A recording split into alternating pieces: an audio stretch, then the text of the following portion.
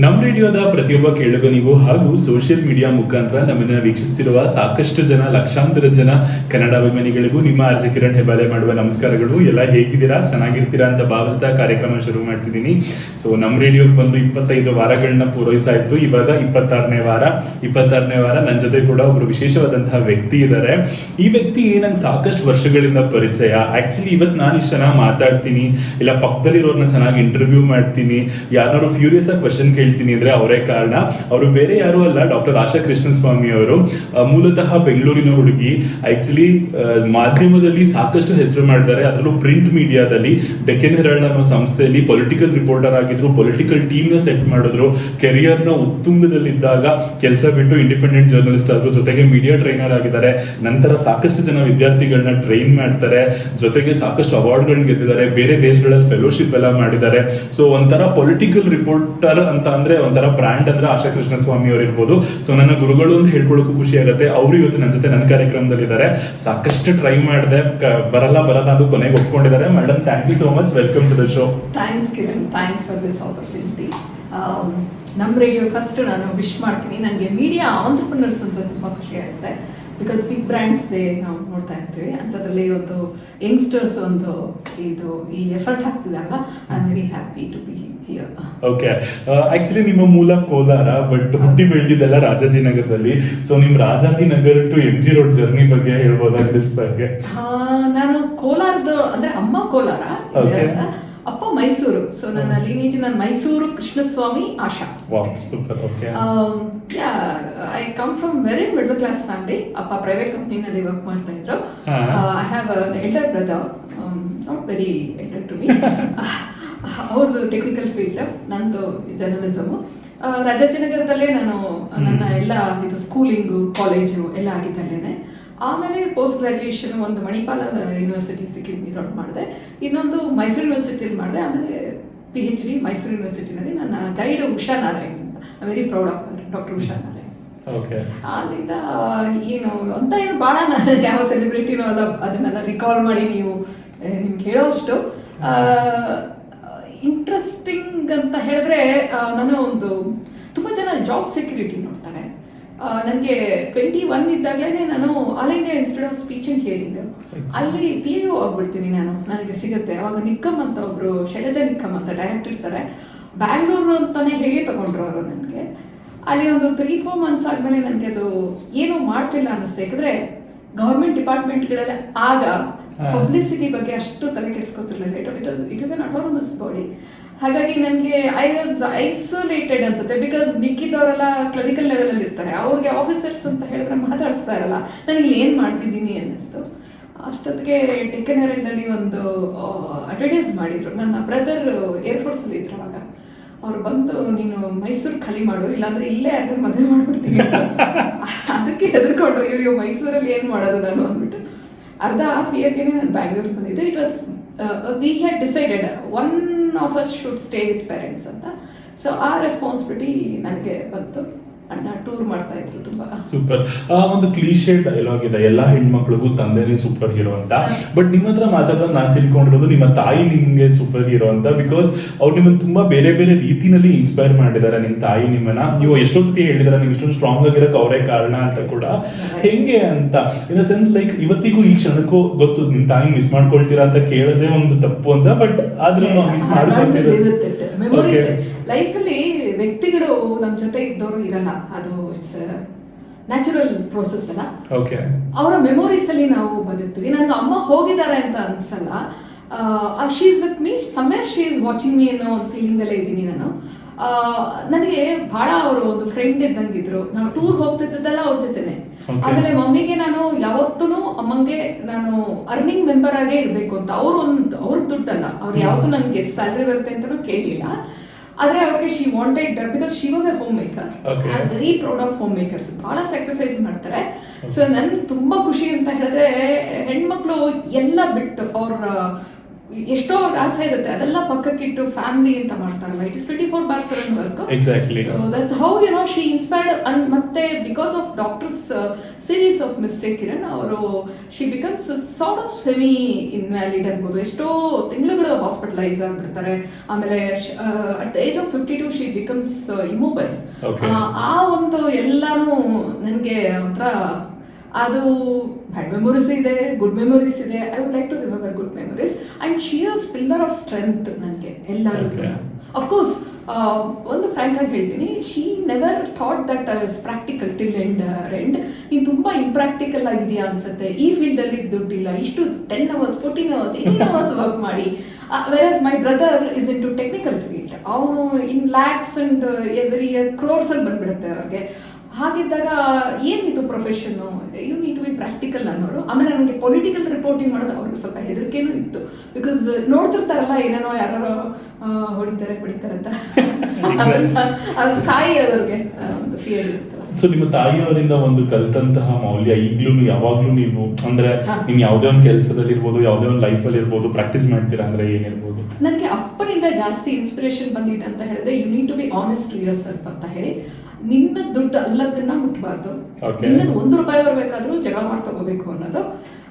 ಆ ರೀತಿ ವ್ಯಾಲ್ಯೂಸ್ನ ಅಮ್ಮನಿಂದ ಇಲ್ಲದ್ರು. ಅಮ್ಮಂದು ಒಂದಿತ್ತು, ಒಂದು ಡಿಸಿಪ್ಲಿನ್ ಅಂತ ಇತ್ತು ಅವ್ರಿಗೆ. ನನ್ನನ್ನು ಯಾರು ನೋಡ್ತಾರೋ ಬಿಡ್ತಾರೋ, ನಾನು ಯಾರಿಗೆ ಅಕೌಂಟಬಲ್ಲೋ ಅಲ್ವೋ, ಒಂದು ಬೆಳಿಗ್ಗೆ ಅಂದರೆ ಇಷ್ಟು ಗಂಟೆಗೆ ಹೇಳ್ಬೇಕು, ಇಷ್ಟು ರೊಟೀನ್ ಎಲ್ಲ ಮಾಡ್ತಾ ಇರಬೇಕು ನಾವು. I not to impress somebody, but you need to lead a discipline life ಅನ್ನೋದು ಒಂದಿತ್ತು. ಅದನ್ನ ನಾನು ಕಲ್ತ್ಕೊಂಡಿದ್ದೀನಿ ಟು ಸರ್ಟನ್ ಎಕ್ಸ್ಟೆಂಟ್. ನೀವು ಕಲ್ತ್ಕೊಂಡು ನಮಗೂ ಎಲ್ಲ ದಾರಿ ಕೊಟ್ಟಿದ್ದಾರೆ. ಆಕ್ಚುಲಿ ಇದನ್ನ ನಿಮ್ಗೆ ಹೇಳಬೇಕು, ಆಶಾ ಮ್ಯಾಮ್ ಹಿಂಗೆ ಅಂತ ಅಂದ್ರೆ ಟೈಮ್ ಇವತ್ತಿನ ತನಕ ಫಾಲೋ ಮಾಡೋದು ಅವರೇನೆ. ನಾನು ಅವರಿಂದ ನೋಡಿ ಕೂಡ ಕಲ್ತಿದ್ದೀನಿ. ಅವ್ರು ಡೆಕ್ಕನ್ ಹೆರಾಲ್ಡ್ ಒಂದು ಪ್ರಾಕ್ಟೀಸ್ ಮಾಡೋರು, ಯಾರು ಲೇಟಾಗಿ ಬರ್ತಾರೋ ಅವ್ರು ಚಾಕ್ಲೇಟ್ ಕೊಟ್ಟು ಹೇಳೋರು ಆಯ್ತಾ, ಯು ಆರ್ ಲೇಟ್ ಟುಡೇ ಅಂತ. ಸೊ ಆ ಥರ ಎಲ್ಲ ಪ್ರಾಕ್ಟೀಸ್ ಮಾಡ್ಕೊಂಡಿದ್ರು. ಆಕ್ಚುಲಿ ನಾನು ಮ್ಯಾಮ್ ಕೆಳಗಡೆ ವರ್ಕ್ ಮಾಡಿದ್ರು ಡೆಕ್ಕನ್ ಹೆರಾಲ್ಡ್ ಅಲ್ಲಿ. ಅವ್ರು ಮರೆತ್ಬಿಟ್ಟಿದ್ರು, ಒಳ್ಳೆ ದೃಶ್ಯಂ ಫಿಲಮ್ ಸೀನ್ ತರ ಒಂದೊಂದೇ ಎಕ್ಸ್ಪ್ಲೇನ್ ಮಾಡಿದ್ದಾರೆ ಅವ್ರಿಗೆ.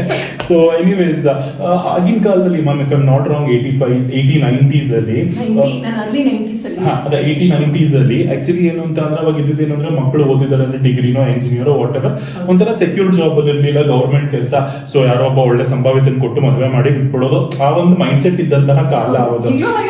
ಈಗೂ ಇದೆ, ಬಟ್ ಅವಾಗ ತುಂಬಾ ಇದ್ದಿದ್ದು. ಸೊ ನೀವೊಂಥರ ಎಲ್ಲ ಔಟ್ಲೈನ್ ಹೋಗಿ ಲೈಕ್ ಜರ್ನಲಿಸ್ಟ್ ಆಗ್ತೀರಾ. ನೀವು ಓದಿದ್ದು BSc, not from media back ground also. ಆಮೇಲೆ ನೀವು ಮೀಡಿಯಾ ಕಲ್ತಿದ್ದು. ಸೊ ಹೆಂಗಿತ್ತು ಮನೇಲಿ ನೀವು ರಿಪೋರ್ಟರ್ ಆಗ್ತೀನಿ ಅಂದಾಗ? ಮನೇಲಿ ಕಲ್ಪನೆ ನನಗೂ ಇರಲಿಲ್ಲ, ಮನೆಯವ್ರಿಗೂ ಇರಲಿಲ್ಲ, except my father. He had worked on technical side ಅಲ್ಲಿ.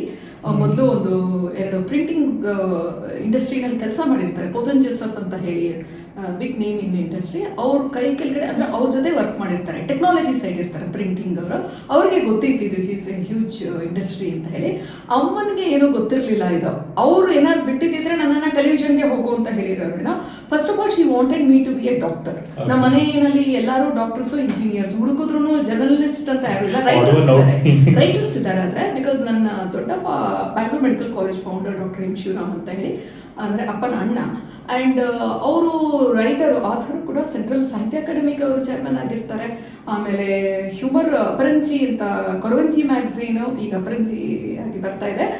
ಅದೆಲ್ಲ ಬ್ಯಾಕ್ಗ್ರೌಂಡ್ ಇದ್ದಾಗ ನಮಗೆ ಕೊಟ್ಟಿದ್ದಿದ್ದೆ ಎನಿ ಮಿಡ್ಲ್ ಕ್ಲಾಸ್ ಫ್ಯಾಮಿಲಿ ಥರ. ಕಿರಣ್ ಡಾಕ್ಟರ್ ಆಗಬೇಕು, ಮಗ ಇಂಜಿನಿಯರ್ ಆದ, ಅವನಂತೂ ಡಾಕ್ಟರ್ ಆಗಲಿಲ್ಲ. ಕೊನೆಗೆ ನನಗೆ ಮಾರ್ಕ್ಸ್ ಬರೋಲ್ಲ ಅಷ್ಟು, ಇಂಜಿನಿಯರಿಂಗ್ ಸಿಗುತ್ತೆ, ಅದು ಏನೋ ಪ್ರಯೋಜನ ಇಲ್ಲ ಎಲ್ಲೋ ಒಂದು ಕಡೆ. ಸೊ ನಾನು had to settle for BSc. ಅದಾದಮೇಲೆ ಹೊಸ ವೇಗಳನ್ನ ನೋಡ್ಕೊಂಡು ಹೋಗ್ಬೇಕಲ್ಲ. ಈಗ BSc ಮಾಡಿದ್ರೆ ಫಿಸಿಕ್ಸ್ MSc ಮಾಡಬೇಕಂತ ಆಸೆ ಇತ್ತು, ನ್ಯೂಕ್ಲಿಯರ್ ಆಸ್ಟ್ರೋಫಿಸಿಕ್ಸ್ ಹೋಗ್ಬೇಕು ಅಂತಿದ್ದೆ.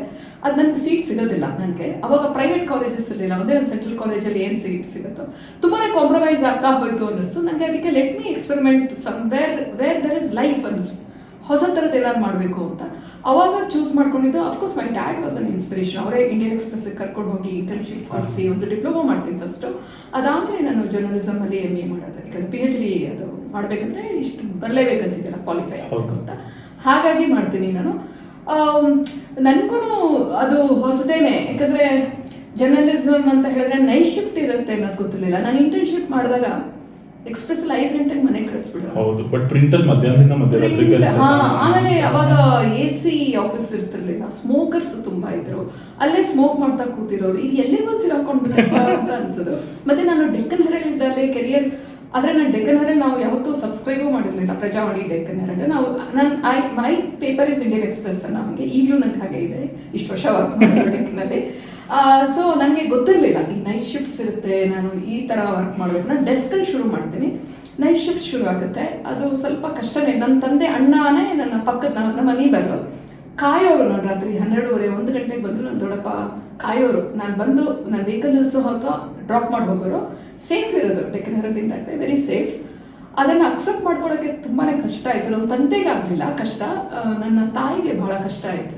Very nice. ಇನ್ನ ಬಂದು ಡೆಕ್ಕನ್ ಹೆರಾಲ್ಡ್ ಅಲ್ಲಿ ಲ್ಯಾಂಡ್ ಆಗ್ತೀರಾ, ನಿಮ್ಮ ಇನಿಷಿಯಲ್ ಡೇಸ್ ಹೆಂಗಿತ್ತು? ನೀವು ಫಸ್ಟ್ ಮಾಡಿದಂತಹ ರಿಪೋರ್ಟಿಂಗ್ ಅಥವಾ ನಿಮ್ಗೆ ಫಸ್ಟ್ ಬೈಲನ್ ಸಿಕ್ಕಂತಹ ಆರ್ಟಿಕಲ್ ಜ್ಞಾಪಿಸ್ಕೋಬಹುದಾ? ಅದು ನಾನು I am A great fan of KG Yesudas. Okay. ನಾನು ಪ್ಲಾನ್ ಮಾಡೇನೆ ಯೇಸುದಾಸ್ ಅವರ ಇಂಟರ್ವ್ಯೂ ಮಾಡೇ ನಾನು ಕೆರಿಯರ್ ಬಿಗಿನ್ ಮಾಡಬೇಕು ಅಂತ ಹೇಳಿ ನಾನು ಡಿಸೈಡ್ ಮಾಡಿದ್ದೆ. ಅವಾಗ ಸಂಕೇತ್ ಸ್ಟುಡಿಯೋ ಇತ್ತು, ಅಲ್ಲಿಗೆ ಬಂದಿದ್ರು ಅವರು, ಶಂಕರ್ ನಾಗ್ ಅವರು ಮಾಡಿದ್ದು. ಅಲ್ಲಿ ಹೋಗಿ ನಾನು ಅವ್ರನ್ನ ಮೀಟ್ ಆಗಿ ಇಂಟರ್ವ್ಯೂನೇ ಫಸ್ಟ್, ಅವಾಗ ಕರ್ನಾಟಕ ಸ್ಕೋಪ್ ಅಂತ ಇತ್ತು ಅವಾಗ ಒಂದು ಸಪ್ಲಿಮೆಂಟ್, ಅಲ್ಲೇ ನಾನು ಶುರು ಮಾಡಿದ್ದೆ ಫಸ್ಟ್ ಅದು. ಅದಾದಮೇಲೆ ನಾನು ರಾಜ್ಕುಮಾರ್ ಭಾರತಿ ಅಂತ ಸಿಂಗರ್ ಇರ್ತಾರೆ, ಹ್ಯೂಜ್ ಫ್ಯಾನ್ ಅವ್ರದ್ದು. ಕ್ಲಾಸಿಕಲ್ ಮ್ಯೂಸಿಕ್ ನಾನು ಕಲಿತು ಇದ್ದೆ ಟು ಸರ್ಟನ್ ಎಕ್ಸ್ಟೆಂಟ್. ಹಾಗಾಗಿ ನಾನು ಅವ್ರನ್ನೂ ಇಂಟರ್ವ್ಯೂ ಮಾಡಿದೆ. ನಾನು ಆ ರೀತಿ ನಾನು ಶುರು ಮಾಡಿದ್ದು. ಓಕೆ. ಸೊ ಹಂಗೆ ಆಕ್ಚುಲಿ ಮೇಡಮ್ ನೀವು ಅಂದ್ರೆ ಸ್ಪೃದ್ರೂಪಿಯಾಗಿದ್ದೀರಾ ನೋಡಕ್ಕೆ. ನಿಮ್ಗೆ ಟೆಲಿವಿಷನ್ ಅಲ್ಲಿ ಆಪರ್ಚುನಿಟೀಸ್ ಇರ್ತಿತ್ತು ನ್ಯೂಸ್ ರೀಡರ್ ಆಗಿ, ಬಟ್ ನೀವು ಆಲ್ ಇಂಡಿಯಾ ರೇಡಿಯೋಲಿ ಅನೌನ್ಸರ್ ಆಗಿದ್ರಿ, ಕ್ಯಾಶುವಲ್ ಇಂಗ್ಲಿಷ್ ಅನೌನ್ಸರ್ ಆಗಿದ್ರಿ. ಸೊ ಆಕ್ಟಿಂಗ್ಗೂ ಆಪರ್ಚುನಿಟಿ ಎಲ್ಲ ಸಿಕ್ಕಿತ್ತು ಅಂತ ಕೇಳ್ಪಟ್ಟಿದ್ದೆ ನಾನು. ಸೊ ಯಾಕೆ ಪರ್ಸ್ಯೂ ಮಾಡ್ಲಿಲ್ಲ ನೀವು? ಪ್ರಿಂಟ್ ಯಾಕೆ? ಅಂದ್ರೆ ಯೂಶಲಿ ಹೆಂಗೆ ಅಂದ್ರೆ ಈ ಮಾಧ್ಯಮ ಅನ್ನೋದು ಹೆಂಗೆ ಅಂದ್ರೆ ಜನನ್ ಸೆಳೆಯುತ್ತೆ, ಓ ನಾನು ಯಾವಾಗ್ಲೂ ಕಾಣಿಸ್ಬೇಕು ಅಂತ. ಪ್ರಿಂಟ್ ಅಲ್ಲಿ ನಮ್ ರೇಡಿಯೋದವ್ರಿಗೆ ವಾಯ್ಸ್ ಐಡೆಂಟಿಟಿ, ಪ್ರಿಂಟ್ ಅಲ್ಲಿ ಇರೋರಿಗೆ ಬೈಲೈನ್, ಅದು ಯಾರು ಗುರ್ತು ಹಿಡಿದ್ರೆ, ಇಲ್ಲ ಅಂದ್ರೆ ಅದು ಗೊತ್ತಾಗಲ್ಲ. So why did you opt only print ಅಂತ? ಅವಾಗ 90s ಅಲ್ಲಿ ದೂರದರ್ಶನ್ ಒಂದೇ ಇದ್ದಿತ್ತು. ಒಂದ್ಸತಿ ಇಂಟರ್ವ್ಯೂಗೆ ಹೋಗಿದ್ದೆ ಡೆಲ್ಲಿಗೆ, ಅಲ್ಲಿ ಟ್ರೈನಲ್ಲಿ ಹೋಗಿದ್ದಿತ್ತು. ಅವಾಗ ಹೋಗಿ ಬಂದು 1 ತಿಂಗಳು ಮಲಗಿದ್ದೆ, 1 ಮಂತ್ ಸ್ಯಾಲರಿನೂ ಕಟ್ ಆಗಿತ್ತು. ದೂರದರ್ಶನಲ್ಲಿ ಟ್ರಾನ್ಸ್ಫರ್ಸ್ ಇರುತ್ತೆ ಅನ್ನೋದು ಒಂದಿತ್ತು. ಟ್ರಾನ್ಸ್ಫರ್ಸ್ 3 ಇಯರ್ಸ್ಗೂ ಒಂದ್ಸತಿ, 2 ಇಯರ್ಸ್ಗೂ ಒಂದ್ಸತಿ. ಹಾಗಾಗಿ ಮಾಯಾ ಶರ್ಮಾ ಅವರು, ಮಾಯಾ ಜೈದೀಪ್ ಮತ್ತೆ ನಂದ ಕುಮಾರ್ ಅವರೆಲ್ಲ ಆ ಬ್ಯಾಚಲ್ಲಿ ಸೆಲೆಕ್ಟ್ ಆದವರು. ನನಗೆ ನಾನು ಟ್ರಾನ್ಸ್ಫರ್ ಆಗೋದಿದ್ರೆ ಡೆಲ್ಲಿಲೇ ಕೆರಿಯರ್ ಮಾಡ್ಬೋದಾಗಿತ್ತು ನಾನು, ಅಥವಾ ಅಬ್ರಾಡ್ಗೆ ಹೋಗ್ಬೋದಾಗಿತ್ತು. ನನಗೆ ಬ್ಯಾಂಗ್ಳೂರು ಡೊಮೆಸ್ಟಿಕ್ ಕಮಿಟ್ಮೆಂಟ್ಸ್ ಇರುತ್ತೆ ನನಗೆ. ಹಾಗಾಗಿ ನಾನು ಬ್ಯಾಂಗ್ಳೂರ್ನೇ ಆಪ್ಟ್ ಮಾಡ್ಕೊಂಡಾಗ ನನಗೆ ಚಾಯ್ಸಸ್ ಲಿಮಿಟೆಡ್ ಆಗುತ್ತೆ. ಆಮೇಲೆ ಅವಾಗ ಇಷ್ಟೊಂದು ಪ್ರಾಲಿಫರೇಷನ್ ಆಫ್ ಟೆಲಿವಿಷನ್ ಚಾನಲ್ಸ್ ಇದೆಲ್ಲ ಕಿರಣ್. ಹಾಗಾಗಿ ನನಗೆ ಡೆಕ್ಕನ್ ಹೆರಾಲ್ಡ್ ಕ್ವೈಟ್ ಇದಿತ್ತು. ಯಾಕಂದರೆ ಪ್ರಿಂಟ್ ಅವಾಗ ತುಂಬ ಪ್ರಯಾರಿಟಿನಲ್ಲಿ ಅದೊಂದೇ, ಅದ್ರೊಳಗೆ ಬಂದರೆ ನ್ಯೂಸು ರೆಸ್ಪೆಕ್ಟ್ ಇತ್ತು ಅಲ್ಲ. ಆಮೇಲೆ ನಿಮ್ಗೆ ಯಾವ್ದ್ರಲ್ಲೂ ನ್ಯೂಸ್ ಸಿಗ್ತಾ ಇರಲಿಲ್ಲ. ಕಂಟ್ರೋಲ್ಡ್ ಮೀಡಿಯಾ ದೂರದರ್ಶನ್, ಆಕಾಶವಾಣಿ ಬಿಟ್ಟರೆ ನೀವು ಪ್ರೈವೇಟ್ ನಲ್ಲೇ ಮೀಡಿಯಾ ಅಂತ ಹೇಳಿದ್ರೆ ಪೇಪರ್ಸೇ ಇದ್ದಿದ್ದು, ನ್ಯೂಸ್ ಪೇಪರ್ಸೇ ಇದ್ದಿತ್ತು. ಅವಾಗ ನಾನು ಕೆರಿಯರ್ ಬಿಗಿನ್ ಮಾಡಿದಾಗ times of India less than 25,000 ಇತ್ತು. ಅವ್ರು ತುಂಬ ಅಲ್ಲಿ ಸ್ಟಾಫ್ ತುಂಬ ಸಂಕೋಚ ಪಟ್ಕೊಂಡು, we are times of India ಅನ್ನೋರು.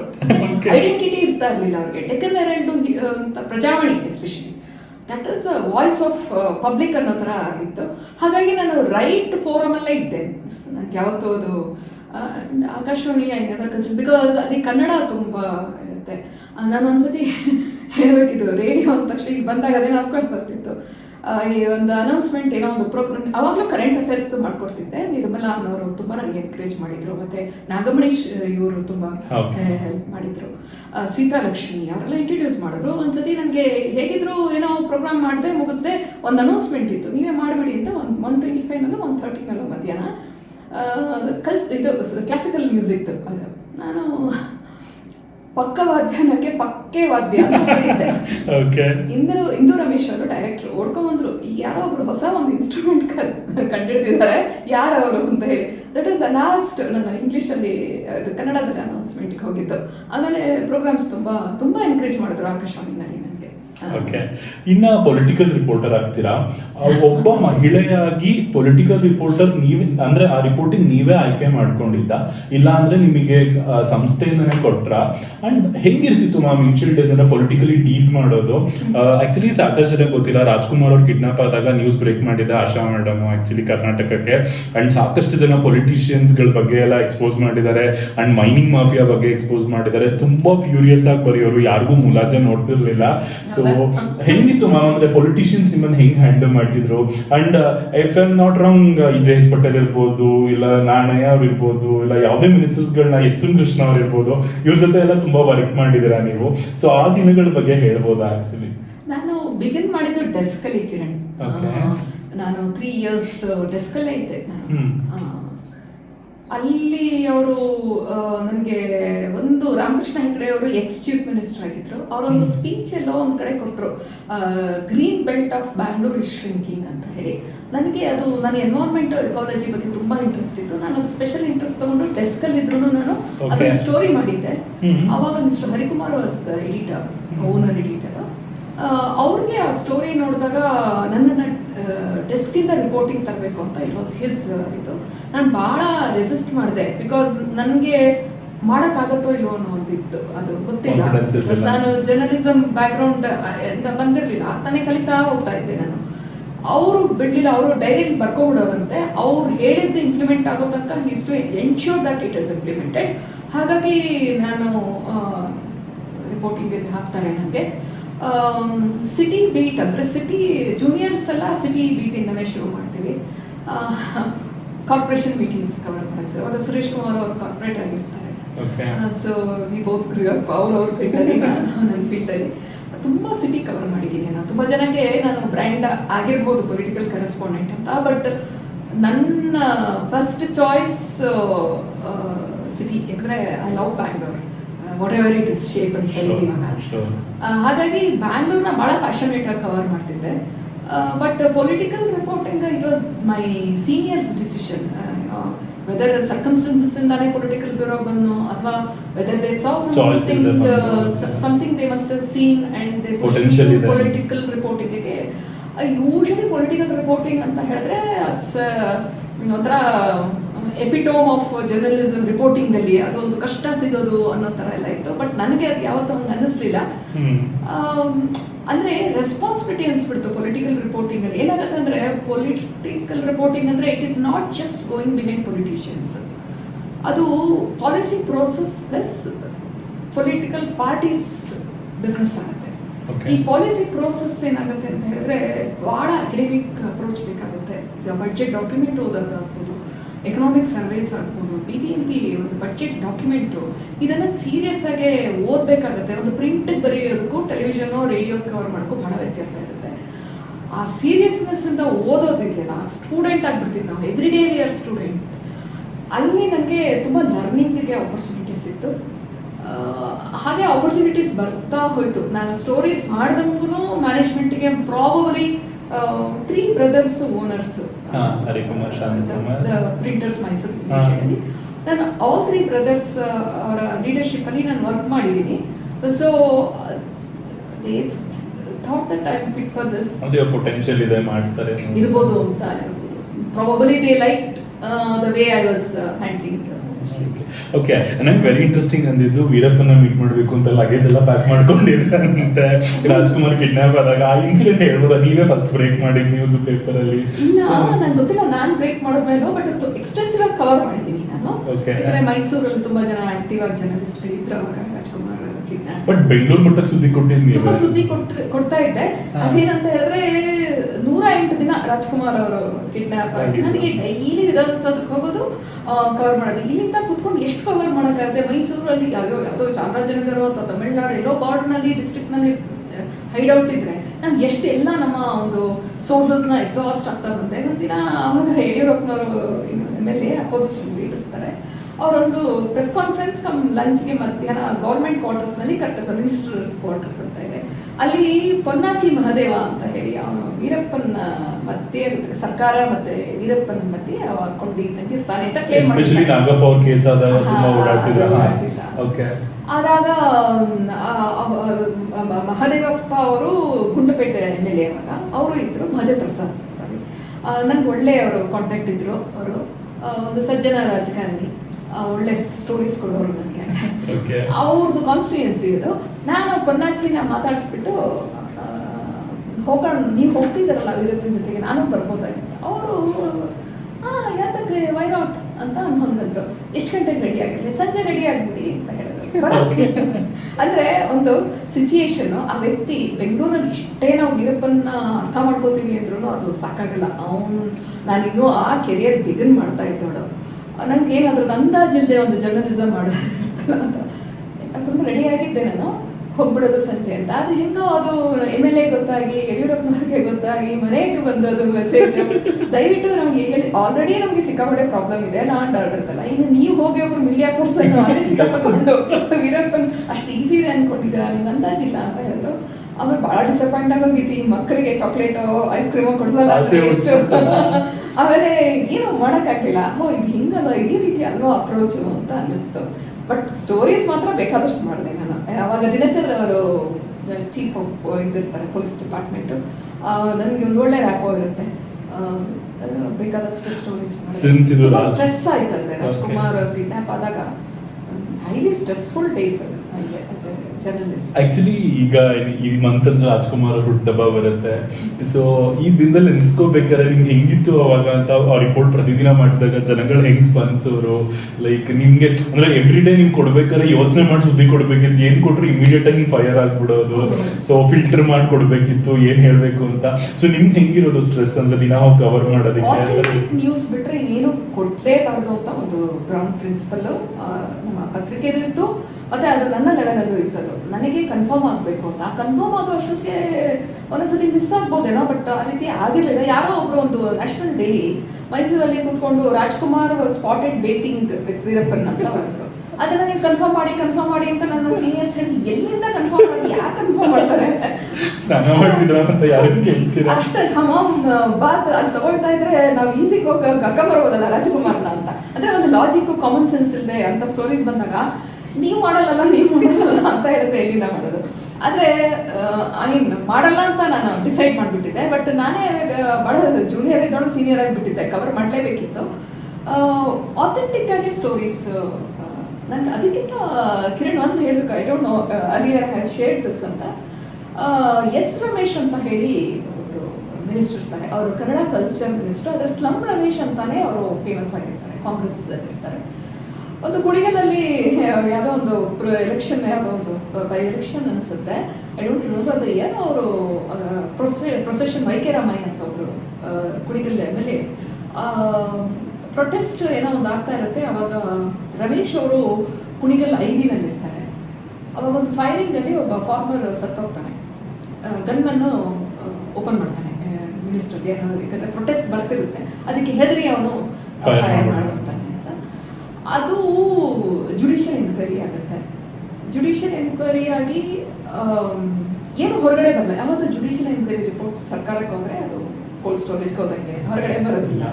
ಅದು ಕ್ಯಾಬಿನೆಟ್ಗೆ ಹೋಗಬೇಕಂತೆ, ಇಷ್ಟ ಇದ್ರೆ ಹೇಳ್ತಾರೆ, ಇಲ್ಲ ಅಂದರೆ ನಮಗೆ ಬ್ರೀಫೇ ಮಾಡೋದಿಲ್ಲ. ವರ್ಷಾನ್ಗಟ್ಲೆ ತಿಂಗಳಾನ್ಗಟ್ಲೆ ಆಗಿಬಿಟ್ಟಿರುತ್ತೆ ಎನ್ಕ್ವೈರಿ, ಆದರೆ ನಮಗೇನು ಸಿಗಲ್ಲ. ನಾನು ಅದನ್ನು ಕಂಟಿನ್ಯೂಸ್ ಆಗಿ ಸೆಷನ್ಸು ಕವರ್ ಮಾಡಿದ್ದೆ. ರಿಪೋರ್ಟ್ ಸಬ್ಮಿಟ್ ಮಾಡ್ತಾರೆ judge, retired high court judge. But ಸರ್ಕಾರದಿಂದ ರಿಪೋರ್ಟ್ ತಗೊಳ್ಳೋದಕ್ಕೆ ಸಿಗೋದಿಲ್ಲ ಅಂತ ನಾನು ಕಂಟಿನ್ಯೂಸ್ ಆಗಿ ಎಫರ್ಟ್ ಹಾಕಿದ್ದಕ್ಕೆ ಕೊನೆಗೆ ಸಿಟ್ಟು ಬಂದ ಏನೋ ಯಾರೋ ಒಬ್ಬರಲ್ಲಿ ಇದೊಬ್ಬರು ಅಡ್ವೊಕೇಟ್ ಸೆಕ್ರೆಟರಿ ಅಂತ ಹೇಳ್ತಾರೆ, ಅವರು ಹಿ ಹ್ಯಾಸ್ ಬಿನ್ ಇಂಡೈಟೆಡ್ ಅಂತ ಹೇಳಿದ್ರು ಮಿನಿಸ್ಟರ್. ಅದು ನಾನು ಓರಲ್ಲಿ ತಗೊಂಡಿದ್ದಷ್ಟೇ, ನಾನು ರಿಪೋರ್ಟ್ ನೋಡಿರಲಿಲ್ಲ, ನನ್ನನ್ನು ಆ ವ್ಯಕ್ತಿ ನೋಡಿರಲಿಲ್ಲ. ಆದರೆ ಆ ಸ್ಟೋರಿ ನಾನು ಮಾಡಿದೆ. ನಾನು ಎಷ್ಟು ಕಾನ್ಫಿಡೆಂಟ್ ಆಗಿ ಬಂದೆ ಅಂತ ಹೇಳಿದ್ರೆ,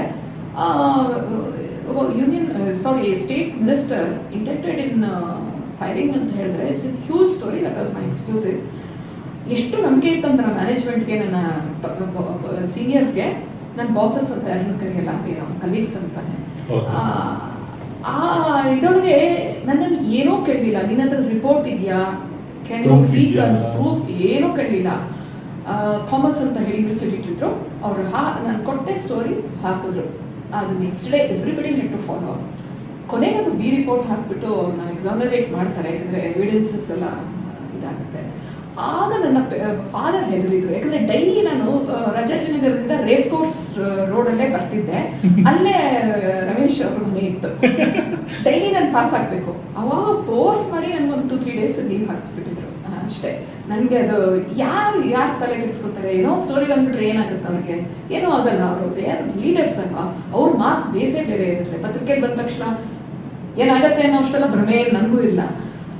ಅದೊಂದು ಫಸ್ಟ್ ನಾನು ಒಂದು ಪೊಲಿಟಿಷಿಯನ್ ಬಗ್ಗೆ ನಾನು ಮಾಡಿದ ಒಂದು ಮೇಜರ್ ಸ್ಟೋರಿ ಆಗುತ್ತೆ.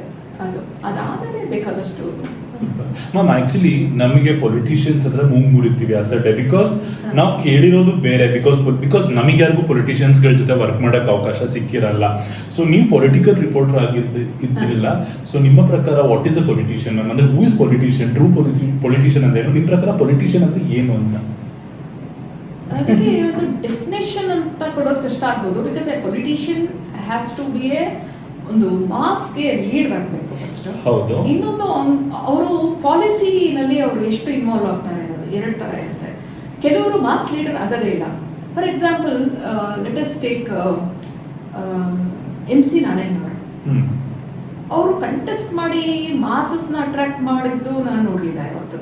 But is a fantastic analytical ability ಇರುತ್ತೆ. Law and parliamentary affairs minister ಆಗಿದ್ರು ಅವರು. ನಮಗೆ ಅವರು ಮಾತನ್ನು ಕವರ್ ಮಾಡೋದಂದ್ರೆ ಒಂದು ಹಬ್ಬ ಥರ ಖುಷಿ. ಅದು ಅಷ್ಟು ಲಾಜಿಕಲ್ ಆಗಿ ಅಷ್ಟು ಅವರು ಎವಿಡೆನ್ಸ್ ಇಟ್ಕೊಂಡು ಇವತ್ತು ಬ್ಯಾಂಗ್ಳೂರ್ ಪ್ಯಾಲೇಸ್ ಉಳಿದಿದೆ, ಮೈಸೂರು ಪ್ಯಾಲೇಸ್ ಉಳಿದಿದೆ ಅಂತೆಲ್ಲ ಹೇಳಿದ್ರೆ ಅವರ contribution, he fights till the end. ಅದು ಸರ್ಕಾರ ಕೈಗೆ ಬರೋ ತನಕ ಅವರು ಫೈಟ್ ಮಾಡ್ತಾರೆ. ಆಮೇಲೆ BDA ಯಾವ ಕಾಲದಲ್ಲಿ ಅಂದರೆ ನಾವು ಜಮಾನ ಅಂತೀವಲ್ಲ, ಒಂದು ಜಮಾನದಲ್ಲಿ ಹೇಳಿದ್ರು ಅದು ರಿಯಲ್ ಎಸ್ಟೇಟ್ ಏಜೆಂಟ್ ಆಗಿದ್ದಾರೆ ಅವರು. ಮುಚ್ಬಿಡಿ ಅಂತ ಹೇಳೋರು BDA. ಇವತ್ತು ಅದೇ ಮಟ್ಟಕ್ಕೆ ಬಂದಿದೆ. ಅವ್ರು ಯಾವಾಗ ಒಂದು 10-15 ವರ್ಷದ ಹಿಂದೆ ಹೇಳಿದ್ದು. ಸೊ ನಾನು ಬಹಳ ಬ್ರೈಟ್ ಪೊಲಿಟಿಷಿಯನ್ಸ್ ನಾನು ನೋಡಿದ್ದೀನಿ, ಬಹಳ ಕನ್ಸರ್ನ್ ಇರೋರು ನಾನು ನೋಡಿದ್ದೀನಿ. ನಾನು ಅಷ್ಟೇ ಉಡಾಫೆ ಮಾತಾಡೋ ಅಂಥವ್ರನ್ನೂ ನೋಡಿದ್ದೀನಿ. ಎಲ್ಲ ಥರದ ಜನನೂ ಇರ್ತಾರೆ. ನನ್ಗನ್ಸುತ್ತೆ ಒಬ್ಬ ಮಾಸ್ ಲೀಡರ್ ಆಗೋದು ಬಹಳ ಕಷ್ಟ ಇದೆ. ಇಲ್ಲ ಕಿರಣ್, ನೀವೇ ಯೋಚನೆ ಮಾಡಿ, ನೀವು ಟೀಮ್ ಲೀಡರ್ ಇದ್ದೀರಾ ಒಂದು ಕಂಪ್ನಿನಲ್ಲಿ. ಒಂದು ಸ್ಮಾಲ್ ಟೀಮ್ನ ನಾವು ಹೆಡ್ ಮಾಡಬೇಕಾದ್ರೆ ಎಷ್ಟು ಚಾಲೆಂಜಸ್ ಬರುತ್ತೆ. ಯಾಕಂದ್ರೆ we are not working with people, we are working with their ಈಗೋಸ್. ಆ ಈಗೋಸ್ನ ನಾವು ಮ್ಯಾನೇಜ್ ಮಾಡಿಕೊಂಡು ಇಲ್ಲಿ ಲ್ಯಾಕ್ಸ್ ಟುಗೆದರ್ಗೆ ಅವರ ಅಕೌಂಟಬಲ್. ಒಬ್ಬ MP ಆಗ್ಬಿಟ್ರಂತೂ ಲ್ಯಾಕ್ಸ್ ಅಂಡ್ ಲ್ಯಾಕ್ಸ್ ಅಲ್ಲಿ ಇರ್ತಾರೆ. ಒಬ್ಬ MLA, ಒಬ್ಬ ಕಾರ್ಪೊರೇಟರ್ ಆದ್ರೆ ಬೆಂಗಳೂರಿನಲ್ಲಿ ಇಷ್ಟು ಅವ್ರಿಗೊಂದು ಕಾಮನ್ ಸೆನ್ಸ್ ಇರುತ್ತೆ ಅನ್ಸುತ್ತೆ ನನಗೆ. ಅವರ 6th ಸೆನ್ಸ್ ಚೆನ್ನಾಗಿ ವರ್ಕ್ ಆಗ್ತಾ ಇರುತ್ತೆ ಸಾಮಾನ್ಯವಾಗಿ. ನಾನು ತುಂಬಾ ಡಮ್ ಹೆಡೆಡ್ ಒಬ್ಬ ಪೊಲಿಟಿಷಿಯನ್ ನೋಡೇ ಇಲ್ಲ. ಆಗಲ್ಲ, ಅವ್ರು ಲೀಡರ್ ಆಗಲ್ಲ ಅಂತವ್ರು. ಒಂದ್ಸತಿ ಏನೋ ಬೈ ಹುಕ್ ಕಾರ್ಪೊರೇಟ್ ಗೆಲ್ಬೋದು, but to sustain themselves they do lot of circus. ಬಹಳ ಇಂಟೆಲಿಜೆಂಟ್ ಆಗಿ ಇರಬೇಕು ಅಂತಲ್ಲ, ಮೆನಿ ಫ್ಯಾಕ್ಟರ್ಸ್ ಇರುತ್ತೆ.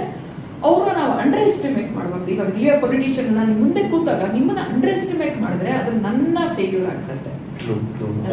ಇದು it is always nice to interact with them without looking for an explosive story. Very nice ma'am. Actually ನೀವು ಕೆಲವೊಂದು ಎಕ್ಸ್ಪೋಸಸ್ ಎಲ್ಲ ಮಾಡ್ತೀರಾ. ಎಕ್ಸಾಂಪಲ್ ಮೈನಿಂಗ್ ಇರ್ಬೋದು, ಫ್ರಂಟ್ ಪೇಜ್ ಆರ್ಟಿಕಲ್ ಬರ್ತೀರಾ, ನಾನೇ ಓದಿದ್ದೀನಿ, still I remember it actually. So ಈ ಥರದ್ದೆಲ್ಲ ಮಾಫಿಯಾಸ್ಗಳನ್ನೆಲ್ಲ ಎಕ್ಸ್ಪೋಸ್ ಮಾಡ್ತಿದ್ರಿ. ಹೆಂಗಿರೋದು ಪ್ರೆಷರ್ ನಿಮಗೆ, ಅಂದ್ರೆ ಟಾರ್ಗೆಟ್ ಮಾಡೋರ? ಅಂಡ್ ಎಸ್ಪೆಷಲಿ ಇನ್ನೊಂದು ನಾನು ನಿಮ್ಗೆ ಏನು ಹೇಳಬೇಕು ಅಂತ ಅಂದ್ರೆ, ಈಗ ನೀವೇ ಹೇಳಿದ್ರಿ MC Nanaiah is a very nice politician ಅಂತ, ಇನ್ಯಾರೋ XYZ ಅಂತ, ಓಕೆ ವಾಟ್ ಎವರ್ ಈ ಥರದವ್ರನ್ನೆಲ್ಲ ಬರ್ದಿರ್ತೀರಾ ಅಂತ ಅನ್ಕೊಳ್ಳಿ. ನಮ್ಮ ಜನ ಹೆಂಗೆ ಅಂತ ಅಂದ್ರೆ, ಮೋಸ್ಟ್ಲಿ ಆಶ್ರಮ್ಗೂ ಅವ್ರಿಗೂ ಏನೋ ಒಂದು ಲಿಂಕ್ ಇರಬೇಕು, ಅದಕ್ಕೆ ಬರ್ದಿದ್ದಾರೆ. ಈಗ ನಾನೇ ಅವನು ಫೀಚರ್ ಮಾಡಿದ್ರೆ ಓಕೆ ಅವ್ರಿಗೆ ಏನೋ ಒಂದು ಬೆನಿಫಿಟ್ಸ್ ಇದೆ ಅಂತ. ಸೊ ಆ ಥರ ಟ್ಯಾಗ್ಸ್ ಎಲ್ಲ ಬರೋದು. So how you use to handle all those things ಅಂತ? ನಾನು ಭಾಳ ಕ್ಲಿನಿಕಲ್ ಆಗಿ ನೋಡ್ತಾ ಇದ್ದೆ. ನನ್ನ ಮುಂದೆ ಈಗ ಪೊಲೀಸ್ ಮುಂದೆ ಒಂದು ಫೈಲ್ ಮಾಡ್ತಾರೆ ಅಂತ ಇಟ್ಕೊಳ್ಳಿ, ಒಂದು ಕಂಪ್ಲೇಂಟ್. ಅದ್ರದ್ದು ಹಿಂದೆ ಮುಂದೆ ನೋಡಕ್ ಹೋಗದೆ ನನ್ನ ಮುಂದೆ ಒಂದು ಕಂಪ್ಲೇಂಟ್ ಇದೆ, ಅದನ್ನ ನಾನು ಹ್ಯಾಂಡಲ್ ಮಾಡಬೇಕು ಅಂತಾನೆ ತಗೋತಾರೆ ಪೊಲೀಸ್. FIR ಬಂದ್ರೆ ಅದ್ರದ್ದು ಮಾತ್ರ ಅಷ್ಟಕ್ಕೆ ಸೀಮಿತವಾಗ್ತಾರೆ. ನನಗೆ ಒಂದು ಡೆವಲಪಿಂಗ್ ಸ್ಟೋರಿ ಇದೆ ಅಂತ ಹೇಳಿದ್ರೆ ಆ ಸ್ಟೋರಿಗೆ ನಾನು ಕನ್ಫೈನ್ ಆಗ್ತಾ ಇದ್ದೆ. ನನಗೆ ಅವ್ರು ಯಾರು ಪೊಲಿಟಿಷಿಯನು, ಯಾವ ಪಾರ್ಟಿ, ಇದರಿಂದ ನನಗೇನು ಅನ್ಕೋತಾರೆ ನನ್ನ ತಲೆಗೆ ಬರ್ತಾ ಇರಲಿಲ್ಲ. ಅದು ನನಗೆ ಡೇಂಜರ್ ಇದೆಯಾ ಅಂತನೂ ನನ್ನ ತಲೆಗೆ ಬರ್ತಾ ಇರಲಿಲ್ಲ. ನನಗೆ ಯಾವತ್ತೂ ನನಗೆ ಭಯದಿಂದ ನಾನು ವರ್ಕ್ ಮಾಡಿಲ್ಲ ಕಿರಣ್. ಅದಕ್ಕೆ ನಾನು ಎಂಜಾಯ್ ಜರ್ನಲಿಸಮ್. ನನಗೆ ಆ ಫಿಯರ್ ಅನ್ನೋದು ನನಗೆ ಗೊತ್ತಿಲ್ಲ ನನಗೆ. ಹಾಗಾಗಿ ನನಗೆ ಯಾವುದೇ ಸ್ಟೋರಿ ತೊಗೊಂಡ್ರು ಈ ಮೈನಿಂಗ್ ನೀವು ಹೇಳಬೇಕಾದ್ರೆ ಅದು ಒಂಥರ ಈ ಧಾರಾವಾಹಿ ಥರ ನಡೀತಾನೆ ಇತ್ತು. 2006 ಎಳೀತು ಕೊನೆಗೆ ಜೈಲ್ಗೆ ಹೋಗೋ ತನಕ ಎಳೀತು. ಆಮೇಲೆ ಮತ್ತೆ ರಿಓಪನಿಂಗ್ ಆಗ್ತಾ ಇದೆ. ಅದು ಎಂಡ್ಲೆಸ್. ಇವತ್ತು ಕೂಡ ನೀವು ರಿವಿಸಿಟ್ ಮಾಡಿದ್ರೆ ಮೈನಿಂಗ್ ಇಶ್ಯೂನ, there are plenty of stories to do. ಅದನ್ನ ಹೇಗೆ ಹ್ಯಾಂಡಲ್ ಮಾಡಿದ್ವಿ ಅಂತ ಹೇಳಿದ್ರೆ, ಇವತ್ತು ನಾನು ಹೇಳ್ಬೋದು, because it is almost a non issue ಆಗಿದೆ. ಜನಾರ್ದನ್ ರೆಡ್ಡಿ ಅವ್ರನ್ನ ಟ್ರ್ಯಾಕಲ್ ಮಾಡಬೇಕಾದ್ರೆ ಅವರು ಮೀಡಿಯಾ ಜೊತೆಗೆ ಬಹಳ ಫ್ರೆಂಡ್ಲಿಯಾಗೇ ಇರೋರು. ಅವ್ರು ಯಾವತ್ತೂ ನನ್ನನ್ನು ಯಾರೋ ಒಬ್ರು ಟಾರ್ಗೆಟ್ ಮಾಡ್ತಿದ್ದಾರೆ ಅಂತ ಅವ್ರಿಗೆ ಅನ್ನಿಸ್ತಾ ಇರಲಿಲ್ಲ. ನಾನು ಎಷ್ಟೇ ಇವಾಗ ಹೆಂಗೆ ಅವ್ರ ಸೈಕಾಲಜಿ ಹೆಂಗಿತ್ತಂದ್ರೆ, ಅವರು ರೋಲ್ಸ್ ರಾಯ್ಸ್ ಕಾರ್ ತಗೊಂಡ್ರು ವೆಡ್ಡಿಂಗ್ ಆ್ಯನಿವರ್ಸರಿಗೆ ಅಂತ ಒಂದು ಸ್ಟೋರಿ ಮಾಡಿದ್ದೆ, ಫೋಟೋ ಹಾಕ್ಬಿಟ್ಟು. ಅದು ತುಂಬ ಜನಕ್ಕೆ ನೋಡಿದ್ಯಾ ಇವ್ರು ಹಿಂಗೆ ದುಡ್ಡು ಮಾಡ್ಕೋತಾ ಇದ್ದಾರೆ ಅಂತ. ಅವ್ರಿಗೆ ರೆಡ್ಡಿ ಅವರೇ ನನ್ನ ಫೋಟೋ ಕೊಟ್ಟು ಅವ್ರಿಗೆ negative or positive anything is publicity ಅಂತ ಅವ್ರಿಗೆ. ಸೊ ಹಾಗಾಗಿ ಅವ್ರು ಯಾವತ್ತೂ ಏನು ಸ್ಟೋರಿ ಮಾಡಿದ್ರು ಅವ್ರು ಯಾವತ್ತೂ ಎಲ್ಲ ಡಾಕ್ಯುಮೆಂಟ್ ಇಟ್ಕೊಂಡು ಮಾಡ್ತಾರೆ. ಬಟ್ ನನಗೆ ಎಲ್ಲಿಂದ ಬರೋದು ಅಂತ ಹೇಳಿದ್ರೆ ಅವ್ರ ಇನ್ನರ್ ಸರ್ಕಲ್ ಇರ್ತಾರೆ. ಅಂದರೆ ಶತ್ರುಗಳು ಎಲ್ಲಿರ್ತಾರೆ ಅಂದರೆ ಬಗಲ್ ಮೇಲೆ ತುಮಾರ ದುಶ್ಮನ್ ಅನ್ನೋಂಗೆ ಅಲ್ಲಿಂದಲೇ ಬರೋದು. ನನಗೆ ನಾನು ಭಾಳ ಆಥೆಂಟಿಕ್ ಆಗೇ ತಗೊಂಡು ಹೋಗ್ತಿದ್ದೆ. ಅಂದರೆ ಲೂಟ್ ಆಗ್ತಿರುತ್ತೆ. ಸಂತೋಷ್ ಹೆಗ್ಡೆ ಅವರು, ಜಸ್ಟಿಸ್ ಸಂತೋಷ್ ಹೆಗ್ಡೆ ಅವರು ಲೋಕಾಯುಕ್ತ ಆಗಿರ್ತಾರೆ, ಫಂಟಾಸ್ಟಿಕ್ ಆಗಿ ವರ್ಕ್ ಮಾಡಿದ್ದಲ್ಲಿ ಆ ಟೀಮಲ್ಲಿ ಇದ್ರೆ UV Singh IFS officer, mind blowing the way he dedicated himself.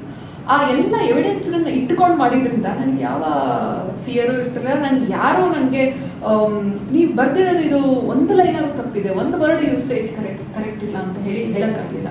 ನಾನು ಯಾವತ್ತೂ ಒಂದು ಸ್ಟೋರಿ ಇದೆ ಅಂತ ಹೇಳಿದ್ರೆ ಅದ್ರ ಹಿಂದೆ ಹೋಗ್ತಿದ್ದೆ, ಆದರೆ ಅರ್ಜೆಂಟಲ್ಲಿ ಸ್ಟೋರಿ ಮಾಡ್ತಾ ಇರಲಿಲ್ಲ. ನನಗೆ ಕನ್ವಿನ್ಸ್ ಆಗಬೇಕು, ನನ್ನ ಹತ್ರ ನಾಳೆ ಯಾರು, ಯಾಕಂದರೆ ನಮಗೆ ಡೆಕ್ಕನ್ ಹೆರಾಲ್ಡಲ್ಲಿ ಆ ರೆಸ್ಪಾನ್ಸಿಬಲ್ ಜರ್ನಲಿಸಮ್ನೇ ನಾನು ಕಲ್ತಿದ್ದು. ನನ್ನ ಸೀನಿಯರ್ಸ್ ಎಲ್ಲ ಹಾಗೆ ಮಾಡೋರು. ಯಾರು ಜರ್ನಲಿಸಮ್ ನಿಮಗೆ ಗೊತ್ತಲ್ಲ ಕಿರಣ್, ಯುವರ್ ಆಲ್ಸೋ ಜರ್ನಲಿಸ್ಟ್, ಹೀಗೆ ಬರೀ ಇದು ಹಿಂಗೆ, ಅದಕ್ಕೊಂದು ಟೆಂಪ್ಲೇಟ್ ಅಂತ ಇರಲ್ಲ. ನಾವು ಇನ್ನೊಬ್ಬರು ನೋಡಿ ಕಲಿತೀವಿ. ಇವಾಗ ನಿಮ್ಮನ್ನು ನೋಡಿ ನಾನು ಎಷ್ಟೋ ಕಲ್ತಿರ್ತೀನಿ, ಯಾಕಂದ್ರೆ ನಿಮ್ಮ ನೆವರ್ ಎಂಡಿಂಗ್ ಎಂಥೂಸಿಯಾಸಮ್ ಇದೆ ಅಲ್ಲ, to meet people. That is what I like. ನಾನು ಯಾವಾಗ ಅನ್ಕೋತಿರ್ತೀನಿ, ಕಿರಣ್ ತರ ನಾನು ಜನಗಳನ್ನ ಮೀಟ್ ಆಗಬೇಕು, ನಾನು ಬರೀ ಸ್ಟೋರೀಸ್ ಇಂದನೇ ಹೊರಟೋದಲ್ಲ, meeting people also it's part of journalism. ಅದನ್ನ ನಾನು ಹೆಚ್ಚಿಗೆ ಮಾಡೋಕ್ಕಾಗಲಿಲ್ಲ. ಓಕೆ, ಇನ್ನ ನೀವು ಸಾಕಷ್ಟು ಜನ ರಾಜಕಾರಣಿಗಳ ಜೊತೆ ವರ್ಕ್ ಮಾಡಿದ್ರೆ, ರಾಮಕೃಷ್ಣ ಹೆಗ್ಡೆ ಅವ್ರು ಇರ್ಬೋದು, JH ಪಟೇಲ್ ಇರ್ಬೋದು, ದೇವೇಗೌಡರು ಇರ್ಬೋದು, ಕೆಲವರು ನಮ್ಮ ಮಧ್ಯ ಇಲ್ಲ, ಕೆಲವರು ಇದ್ದಾರೆ. ಸೊ ಅವ್ರಗಳ ಜೊತೆ ಆದಂತಹ ಒಂದು ಫನ್ನಿಯಸ್ಟ್ ಇನ್ಸಿಡೆಂಟ್ಸ್ ಗಳನ್ನ ನಾಪಿಸ್ಕೋಬಹುದಾ? Let us not get into too serious, at least ಒಂದಷ್ಟು ಫನ್ನಿಯಸ್ಟ್ ಇನ್ಸಿಡೆಂಟ್ಸ್ ಗಳೆಲ್ಲ. ನಾನು ಸ್ಟ್ರೆಸ್ ತಗೊಳ್ಳೋ ವ್ಯಕ್ತಿ ಅಲ್ಲ ನಾನು. ಓಕೆ, ಅದೇ ನಮ್ಗೆ ತುಂಬಾ ಇರುತ್ತೆ. ಏನಂದ್ರೆ ಡೆಡ್ ಲೈನ್ ಸ್ಟ್ರೆಸ್ ಅಲ್ಲ, ಆಬ್ವಿಯಸ್ಲಿ 8:39 ಹೋಗ್ಬಿಡ್ಬೇಕು. ಆಮೇಲೆ ಯಾವಾಗ ಮೆಟ್ರೋ ಇರ್ಲಿಲ್ಲ, ವಿಧಾನಸೌಧದಿಂದ ಆಫೀಸಿಗೆ ಬರೋ ಅಷ್ಟೊತ್ತಿಗೆ ಒಂದು 3/4 ಗಂಟೆ ಆಗಿ ಹೋಗೋದು. ಆ ಸ್ಟ್ರೆಸ್ ತಗೊಳ್ಬಾರ್ದು ಅನ್ನೋ ಒಂದು ಇದಕ್ಕೆ ಯಾರೇನು ಹೇಳ್ತಿದ್ದಾರೆ ಅದನ್ನ ಕೇಳಿ ಎಂಜಾಯ್ ಮಾಡೋಕ್ಕಾದ್ರೆ ಮಾಡ್ತಾ ಇದ್ವಿ. ಅದರೊಳಗೆ ತುಂಬಾ ಒಂದು ತಮಾಷೆಗೆ ಮಾತಾಡ್ತಾ ಇದ್ದವರು, ಅಷ್ಟೇ ಪ್ರೊಫೌಂಡ್ ನಾಲೆಡ್ಜ್ ಇತ್ತು, ಕನ್ಸರ್ನ್ ಇದ್ದವರು ಅಂದರೆ JH Patel. I remember him. So ನಾನು ಅವಾಗ ಜೂನಿಯರ್ ರಿಪೋರ್ಟರು, ಬ್ಯಾಂಗ್ಳೂರ್ನಲ್ಲಿ ಒಂದು ಬ್ಯೂಟಿ ಪೇಜೆಂಟ್ ಆಗುತ್ತೆ ವರ್ಲ್ಡ್ ಲೆವೆಲ್ದು, ಗ್ಲೋಬಲ್ ಲೆವೆಲ್ದು. ಆವಾಗ ಒಂದು ಹ್ಯಾಂಡ್ಫುಲ್ ಆಫ್ ವಿಮೆನ್ ಭಾಳ ಅಪೋಸ್ ಮಾಡ್ತಾರೆ. ಏನು ಕಾರಣ ಅಂತ ಗೊತ್ತಿಲ್ಲ. ದಿನ ಪೇಜೆಂಟ್ ಆಗೋಷ್ಟರಲ್ಲಿ ನಾವು ದಿನ ಒಬ್ಬೊಬ್ರು ಸುಯಿಸೈಡ್ ಮಾಡ್ಕೋತೀವಿ ಅಂತ ಥ್ರೆಟನ್ ಮಾಡ್ತಾರೆ. ಆಗುತ್ತೋ ಇಲ್ವೋ ಇನ್ನು ಬ್ಯೂಟಿ ಏನು ವರ್ಲ್ಡಿಂದ ಎಲ್ಲ ಕಡೆ ಬಂದ್ಬಿಟ್ಟಿದ್ದಾರೆ ಬ್ಯೂಟೀಸು, ಇಷ್ಟು ದೊಡ್ಡದಾಗೆ ರೆಸಾರ್ಟ್ ಅದೋ ಒಂದು ಇದರೊಳಗೆ ನಡೀತಾ ಇದೆ, ಆಗಲ್ಲೇನೋ ಅಂತ. ನಮ್ಮಲ್ಲಿ ಪಟೇಲ್ರದ್ದು ತಗೊಳ್ಳಿ, CM ರಿಯಾಕ್ಷನ್ನೇ ಇಲ್ಲ ಅಂತ. ಪಟೇಲ್ರು ಫೋನ್ಗೆಲ್ಲ ಸಿಗ್ತಾ ಇರಲಿಲ್ಲ. ಓಕೆ, ಆದರೆ ಒಂದು ಬೈಟ್ ಕೊಟ್ಟರು ಟಿವಿಗೆ. ಅವಾಗ ಅವ್ರು ಇಷ್ಟೇ ಹೇಳಿದ್ದು ರಿಯಾಕ್ಷನ್, ತೋರ್ಸೋರು ತೋರಿಸ್ತಾರೆ, ನೋಡೋರು ನೋಡ್ತಾರೆ, ಯಾಕೆ ಸುಮ್ಮನೆ ಬೇರೆಯವ್ರು ಬೇಜಾರು ಮಾಡ್ಕೋಬೇಕು ಗಲಾಟೆ. ಅಂದ್ರೆ ಅದನ್ನ ರಿಯಾಕ್ಷನ್ ಅಂತಾರೆ, ಇದು ಒಂದೇ ಒಂದು line reaction, but entire his concept ಅವರ ಡಿಸಿಷನ್ ಏನು ಅಂತ ಅದೊಂದು ಹೇಳ್ಬಿಡ್ತಾರೆ ಅವರು. ನಾನು ಅದನ್ನ ಕನ್ನಡದಿಂದ ಇಂಗ್ಲಿಷಿಗೆ ಬರೀಬೇಕಲ್ಲ, ಅದ್ರದ್ದು ಪಂಚ್ ಹೋಗ್ಬಿಡುತ್ತೆ. ಸಾಮಾನ್ಯ ಈ ಕನ್ನಡ ಡೈಲಾಗ್ಸ್ ಇದೆಯಲ್ಲ, ಅದು ಅರ್ಥ ಆದ್ರೂ ನೀವು ಬರೆಯೋದಕ್ಕೆ whoever wants to show let them show, whoever wants to see let them see, so what ಅಂತ ಹೋಗಿದ್ರು. ಅದು ಪೇಜ್ 1 ಪಟೇಲ್ ರಿಯಾಕ್ಷನ್. ಅದನ್ನ ಬರೆಯೋದು, ಅದು ನಿಮಗೂ ಸೆನ್ಸ್ ಆಫ್ ಹ್ಯೂಮರ್ ಇದ್ದು ಬಿಟ್ಟಿದ್ದು, ಅದನ್ನ ಅರ್ಥ ಮಾಡ್ಕೊಳ್ಳೋದ್ರೆ ಸರಿ. ಇಲ್ಲಾಂದ್ರೆ ಇದೇನಿದು ಡಬಲ್ ಮೀನಿಂಗ್ ಅನ್ಸ್ಬಿಡೋದು. ಅವಾಗೆಲ್ಲ ಟ್ರೋಲ್ ಪೇಜಸ್ ಎಲ್ಲ ಇದ್ರೆ ಫುಲ್ ಟ್ರೋಲ್. ಖಂಡಿತ ಪಟೇಲ್ರೇನೆ ಆಮೇಲೆ ಇನ್ನೊಂದು ಪಟೇಲ್ರು ಅಲ್ಲಿ ವಿಧಾನಸೌಧದಲ್ಲಿ ಅವರು ಬಂದಾಗ ಒಬ್ರು ಬರೋರು, ಅದು ಯಾರೋ ವಿಸ್ಟರ್, ಯಾರು ವಿಧಾನಸೌಧದಲ್ಲಿ ಇರೋರು ಮನುಷ್ಯ, ತ್ರಿಶೂಲ ಹಿಡ್ಕೊಂಡಿರೋರು, ಚಟೆ ಹಾಕೊಂಡಿರೋ, ಕುಂಕುಮ ವಿಭೂತಿ ಎಲ್ಲ ಜೋರಾಗಿ ಎತ್ತರ ಬೇರೆ ಇದ್ರು, ಕಾವಿ ಬಟ್ಟೆ, ರೆಗ್ಯುಲರ್ ಆಗಿ ಬರೋರು. ಯಾಕೆ ಬರೋರು ಏನೋ ಗೊತ್ತಿಲ್ಲ, ಯಾರು ಮೀಟ್ ಆಗೋರು. ಅವಾಗೆಲ್ಲ ಇಷ್ಟೊಂದು ರಿಸ್ಟ್ರಿಕ್ಷನ್ ಇರಲಿಲ್ಲ ವಿಧಾನಸೌಧಕ್ಕೆ ಎಂಟರ್ ಆಗೋಕ್ಕೆ. ಪಟೇಲ್ರ ಹತ್ರನೇ ಬಂದ್ಬಿಟ್ಟು ಇದು ನಾನು ಶಾಪ ಕೊಟ್ಬಿಡ್ತೀನಿ, ನಾನು ಹೇಳಿದ್ ಮಾಡ್ತೇನೆ ಹಾಗೆ ಹೇಗೆ ಅಂತ. ಪಟೇಲ್ರು ತುಂಬ ಕ್ವಾಯಟಾಗಿ ಕೇಳಿಸ್ಕೊಂಡ್ರು. ಮಧ್ಯಾಹ್ನ ಒಂದು 12:30 1 ಹೊತ್ತು ಎಲ್ಲ ಕೇಳಿಸ್ಕೊಂಡು, ನಿಮ್ಮ ಹೆಸರೇನು? ಶನಿ ಸಂತಾನ ನನ್ನ ಹೆಸರು ಅಂತ. ನಿಮ್ಮ ತಂದೆಗೆ ನಾನು ಕೇಳಿದೆ ಅಂತ ಹೇಳಪ್ಪ ಅಂದ್ಬಿಟ್ಟು ಒಳಗಡೆ ಹೊಟ್ಟೋದ್ರು. ಅವ್ನು ಏನು ಮಾತಾಡ್ಬೇಕಂತ ಗೊತ್ತಾಗಲಿಲ್ಲ. ಇನ್ನೊಂದ್ಸತಿ ಪಟೇಲ್ರದ್ದೇನೆ ಭಾಳ ವಿಟ್ಟಂತ ಹೇಳಿದ್ರೆ ಅವ್ರದ್ದೇನೆ. ಅವರು ನೇಚರ್ ಕ್ಯೂರ್ ಹಾಸ್ಪಿಟ್ಲಿಗೆ ಅವಾಗ ಅಡ್ಮಿಟ್ ಆಗ್ತಾ ಇದ್ರು. ಒಂದ್ಸತಿ ಹೋದಾಗ ಅವ್ರ ಫ್ರೆಂಡು ಮಡ್ ಬಾತ್ ತಗೊಳ್ತಾ ಇರ್ತಾರೆ. ಏನು ನಿಮ್ಮನ್ನು ರೆಕಗ್ನೈಸೇ ಮಾಡೋಕ್ಕಾಗಲಿಲ್ಲ ಅಂತ. ಅದಕ್ಕೆ ಏನು ಒಬ್ಬರೇ ಮಣ್ಣಿನ ಮಗ, ನಾನು ಮಣ್ಣಿನ ಮಗ ಅಂತ. ಅವಾಗ ದೇವೇಗೌಡರ ಬಗ್ಗೆ ಆ ಥರ ಎಲ್ಲ ಮಾತಾಡೋಕ್ಕೆ ಯಾರಿಗೂ ಧೈರ್ಯ ಇರಲಿಲ್ಲ. ಪಟೇಲ್ರು ಮಾತ್ರ ಸಖತ್ ಕಿಟ್ಲೆ ಮಾಡೋರು ಅವರು. ಈ ಥರ ಪಟೇಲ್ರದ್ದು ಸಿಕ್ಕಾಪಟ್ಟೆನೇ ಅವ್ರು ಇಂಟರ್ವ್ಯೂಸ್ ಕೊಟ್ಟ ಅಂತ ಹೇಳಿದ್ರೆ ಎಲ್ಲೋ ಒಂದು ಕಡೆ ಪರ್ಸನಲ್ ಲೈಫ್ ಬಗ್ಗೆ ನಾವು ತಲೆ ಕೆಡಿಸ್ಕೋಬಾರ್ದು ಅಂತ ಅವ್ರು ಸರಿಯಾಗಿ ಮೆಸೇಜ್ ಕೊಡೋರು. ಒಂದು ಯಾವುದೋ I think it must be television ಯಾವುದೋ ನ್ಯಾಷನಲ್ ಚಾನಲಲ್ಲಿ ರಜತ್ ಶರ್ಮಾ ಅವರ ಪ್ರೋಗ್ರಾಮ್ ಭಾಳ ಚೆನ್ನಾಗಿ ತೊಗೊಂಡು ಹೋಗ್ತಾರೆ ಇಂಟರ್ವ್ಯೂ. ಅವರ ವೀಕ್ನೆಸ್ಸು ಅಥವಾ ಅವರ ಪೆನ್ಚಾಂಟ್ ಫಾರ್ ಲಿಕ್ಕರ್ ಆ್ಯಂಡ್ ವಿಮೆನ್ ಬಗ್ಗೆ ಏನೋ ಯಾರೋ ವೀಕ್ಷಕರು ಹಿಂಗೆ ಕೇಳ್ತಾ ಹೋಗ್ತಾರೆ. ಆವಾಗ ಹೇಳ್ತಾರೆ ನನಗೆ ಫೈನ್ ಟೇಸ್ಟ್ ಇದೆ ಅನ್ನೋ ಮಾತಾಡಿಕೊಂಡು ಹೆಣ್ಣು ಮಕ್ಕಳ ಅವರ ಇದ್ರ ಬಗ್ಗೆ ಕೇಳಕ್ಕೆ ಹೋದಾಗ ಅವ್ರು ಹೇಳ್ತಾರೆ ನನ್ನ ಹೆಂಡತಿಗೆ ಚಿಂತೆ ಇಲ್ಲ ನಿಂಗೆ ಯಾಕಪ್ಪ ಅಂತ ಹೇಳ್ತಾರೆ. ಅವರು ಬಟ್ ನೋಡಿದ್ರೆ ಮಾತ್ರ ಸಿಂಪಲ್. ಅವ್ರು ಯಾವತ್ತೂ ವಿಮೆನ್ ಜರ್ನಲಿಸ್ಟ್ ಜೊತೆಗೆ ಅವ್ರಾಗ ಅವ್ರು ಮಾತಾಡಿದ್ದಂತ ಇಲ್ಲ. ಪ್ರೆಸ್ ಕಾನ್ಫರೆನ್ಸು ಅಷ್ಟಕ್ಕಷ್ಟೇ ಇರೋದು. ಬಟ್ ಆದರೆ ಮಾತಾಡಿದಾಗ ಅವರು ಬೇರೆನೆ. ಅವರು ಮತ್ತೆ ದ್ವೈತ ಅದ್ವೈತ ಫಿಲಾಸಫೀಸ್ನ ಅವ್ರು ಎಷ್ಟು ಎರುಡೈಟ್ ಇರ್ತಾರೆ ಅವರು. ಆಮೇಲೆ ಸೋಷಲಿಸ್ಟ್ ಬ್ಯಾಕ್ಗ್ರೌಂಡಿಂದ ಬಂದಿರ್ತಾರಲ್ಲ, ಅವ್ರ ಅಸೆಂಬ್ಲಿನಲ್ಲಿ ಯಾರೆಷ್ಟೇ ಉದ್ದಕ್ಕೆ ಡಿಬೇಟ್ ಮಾಡ್ಕೊಂಡು ಹೋಗಿರಲಿ ಫೈನಾನ್ಸಸ್ ಬಗ್ಗೆ, ಲಾ ಆ್ಯಂಡ್ ಆರ್ಡರ್ ಬಗ್ಗೆ ಎಲ್ಲ, ಅವರೆಲ್ಲ ಸಮ್ ಅಪ್ ಮಾಡಿ ಒಂದು ಅದ್ವೈತ ಫಿಲಾಸಫಿದು ಶಂಕರನ್ ಯಾವ್ದಂದು ಒಂದು ಲೈನ್ ಅಂತ ಹೇಳಿಬಿಟ್ಟು ಮುಗಿಸ್ಬಿಡೋರು. ಇವ್ರುಗಳಿಗೆ ಅರ್ಥ ಆಗ್ತಿರ್ಲಿಲ್ಲ ಮೆಜಾರಿಟಿ ಅವ್ರಿಗೆ, ಅವ್ರ ತಲೆ ಕೆಡ್ಸ್ಕೊತಾ ಇರಲಿಲ್ಲ ಅದನ್ನ ಎಕ್ಸ್ಪ್ಲೈನ್ ಮಾಡೋದಕ್ಕೆ. ಬಟ್ ಪಟೇಲ್ರು ಹೇಳಿದ್ರು ಅಂತ ಹೇಳಿದ್ರೆ ಕೇಳೋ ಒಂದು ಇದಿತ್ತು. ನಾನು ಮ್ಯಾಕ್ಸಿಮಮ್ ಕಿರಣ್ ವರ್ಕ್ ನಾನು ನೋಡಿದ್ದಂತ ಹೇಳಿದ್ರೆ ದೇವೇಗೌಡ ಅವ್ರದ್ದು ಪ್ರೈಮ್ ಮಿನಿಸ್ಟರ್ ಚೀಫ್ ಮಿನಿಸ್ಟರ್ ಆದಾಗಿಂದ, ಆಮೇಲೆ ಅವ್ರು ಜಯೇಶ್ ಪಟೇಲ್ರು ಬಿಟ್ಕೊಡ್ತಾರೆ. ಅದಾದಮೇಲೆ ಅವ್ರು ಪ್ರೈಮ್ ಮಿನಿಸ್ಟರ್ ಆಗ್ತಾರೆ. ಅವ್ರು ಪ್ರೈಮ್ ಮಿನಿಸ್ಟರ್ ಬಂದಾಗೆಲ್ಲ ನಾವು HAL ಏರ್ಪೋರ್ಟ್ ಅವಾಗ ಹೋಗಿ ಕಾಯ್ಬೇಕು, ಸೊಳ್ಳೆ ಕೆಲ್ಸ ಅವ್ರದ್ದು ಪ್ರೈವೇಟ್ ಇದ್ರೊಳಗೆ ಬರ್ತಾ ಇರ್ತಾರೆ. ಎಷ್ಟೊತ್ತಿಗೂ ಬರ್ಬೋದು ಅವರ್ಸ್ ಟುಗೆದರ್. ನಾನು ಒಬ್ಳೆ ಅಂತಲ್ಲ, ಇಡೀ ಬ್ಯಾಂಗ್ಳೂರ್ ಮೀಡಿಯಾ ಯಾಕಂದ್ರೆ ಪ್ರೈಮ್ ಮಿನಿಸ್ಟರ್ನ ಕೊಟ್ಟಿದ್ದಲ್ಲ ಕರ್ನಾಟಕ ಫಸ್ಟ್ ಟೈಮ್. ನಮಗೊಂಥರ ಕಲ್ತಿದ್ ಹೆಂಗೆ ಅಂದ್ರೆ ನಿಮ್ಗೆ ಪೇಷನ್ಸ್ ಬೇಕು ಅಂದ್ರೆ ದೇವೇಗೌಡರು ಪ್ರೆಸ್ ಮೀಟ್ ನೋಡ್ಬೇಕು. ಅಂದ್ರೆ ಜರ್ನಲಿಸ್ಟ್ಗಳು ನಮ್ಗೆ ಸಾವು ಈಸಿಯಾಗಿ ಬರಲ್ಲ, ಅದು ಕಾದು ಸಾಯ್ಬೇಕು. ಯಾಕಂದ್ರೆ ಒಂದು ರ್ಯಾಲಿ ಅಂದ್ರೆ ಒಂದು 3-4 ಅವರ್ಸ್ ಬರೋ ತನಕ ಇರ್ಲೇಬೇಕು. ಅವಾಗ ಟೆಲಿವಿಷನ್ ಅವ್ರು ಬಿಡೋ ಹಂಗಿರ್ಲಿಲ್ಲ, ಯಾಕಂದ್ರೆ ಪ್ರಿಂಟ್ ಅವಾಗ ಇನ್ನೂ ಪ್ರೈಮ್ ಇತ್ತು. ಇವಾಗ ಆದ್ರೆ ನಮ್ಗೆ ಟೆಲಿವಿಷನ್ ನಲ್ಲಿ ಅವರೇ ಪ್ರಿನ್ಸಿಪಲ್ ಕರೆಸ್ಪಾಂಡೆಂಟ್ಸ್ ನಮಗೆ ಅಲ್ಲಿ ಬರ್ತಾ ಇರುತ್ತೆ, ಬೈಟ್ಸ್ ಕೇಳ್ಕೊಂಡ್ಬಿಡ್ತೀವಿ, ನಾವು ಏನ್ ಬೇಕೋ ಅದ್ ನಾವು ಬರ್ಕೋತೀವಿ.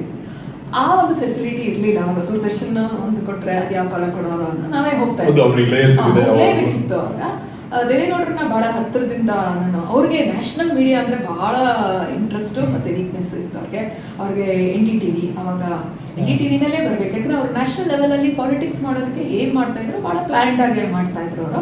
ಹಾಗಾಗಿ ಅವ್ರಿಗೆ ಇಂಟರ್ವ್ಯೂಸ್ ಕೊಡೋದನ್ನು ಅವರು ನ್ಯಾಷನಲ್ ಡೈಲೀಸ್ಗೆ ಫಸ್ಟ್ ಪ್ರಯಾರಿಟಿ. ಬೇಕಾದ್ರೆ ನಾನು ಅವ್ರದ್ದು ಕ್ಯಾಂಪೇನ್ ಟ್ರೈಲ್ ಎಲ್ಲ ಮಾಡಿದ್ದೀನಿ ಹಾಸನದಲ್ಲಿ. ಅವ್ರ ಪ್ರಯಾರಿಟಿ ಇದ್ದಿದ್ದೆ ಆಲ್ವೇಸ್ ನ್ಯಾಷನಲ್ ಮೀಡಿಯಾಗೆ. ನಾನು ಒಬ್ಬರೇ ಒಬ್ರು ಪೊಲಿಟಿಷಿಯನ್ ಹತ್ರ ಬಯಸ್ಕೊಂಡಿದ್ದೀನಿ ಅಂತ ಹೇಳಿದ್ರೆ ದೇವೇಗೌಡರ ಹತ್ರ. ಹೌದಾ? ಅದು ಬಯಸ್ಕೊಳ್ಳೋದು ಅಂತ ಹೇಳಿದ್ರೆ ಅವರು ಕನಕಪುರ ಮತ್ತೆ ಹಾಸನ 2 ಕಡೆ ನಿಂತಾಗ ತೇಜಸ್ವಿನಿ ಅವರು ಜರ್ನಲಿಸ್ಟ್ ಆಗಿದ್ದರು ಉದಯ ಟಿವಿನಲ್ಲಿ, ತೇಜಸ್ವಿನಿ ರಮೇಶ್ ಅವರು. ಅವ್ರು ಏನ್ ಮಾಡ್ತಾರೆ, ಕನಕಪುರದಲ್ಲಿ ಗೆದ್ಬಿಡ್ತಾರೆ. ದೇವೇಗೌಡರಿಗೆ ಎಷ್ಟು ಬೈಟ್ ಡಸ್ಟ್ ಹಾಸನ ಗೆದ್ದಿರ್ತಾರೆ. ಅವತ್ತು ಸಂಜೆ ನಾನು ನನ್ನ ಕಲೀಗ್ ಒಬ್ರು ಅವ್ರನ್ನ ಇಂಟರ್ವ್ಯೂ ಮಾಡಕ್ ಹೋದ್ವಿ. ಅವ್ರು ಮಾತಾಡಿಸ್ಬೇಕಲ್ಲ, ಈಸ್ ಅ ಬಿಗ್ ಫಿಗರ್ ಏನೇ ಆದ್ರೂ ಅವರು ಕುಮಾರ್ ಇದೊಂದಿದ್ರು ಅವರ ಮಗಳ ಮನೆಯಲ್ಲಿ ಇದ್ರು. ಹೋದಾಗ ಅವ್ರು ಒಬ್ಬರೇ ಕೂತ್ಕೊಂಡಿದ್ರು. ಒಂದು ಇಡೀ ಮೆಡಿಸನ್ ಬ್ಯಾಗ್ ಹಾಕೊಳ್ತಾ ಇದ್ರು. ಮತ್ತೆ ಹೋಗ್ಬಿಟ್ಟು ಬಗ್ಬಿಟ್ಟು ನಾನು ಏನ್ ಕೇಳೋದು ಅವ್ರನ್ನ, ನಂಗೆ ಗೊತ್ತಾಯ್ತು ಅವರು his crestfallen, it has come as a rude shock for him. Lady journalist ನೋಡಿದಾಗ ಅವ್ರಿಗೆ ಎಲ್ಲಿಲ್ಲ ಸಿಟ್ಟು ಬಂತು, ಕಿಚ್ಚಾಗಿ ಹೊರಗಡೆ ಹೋಗೋದ್ರು. ನನ್ನ ತಾಳ್ಮೆ ಏನು ಕಳ್ಕೊಳ್ಳಿಲ್ಲ ನಾನು.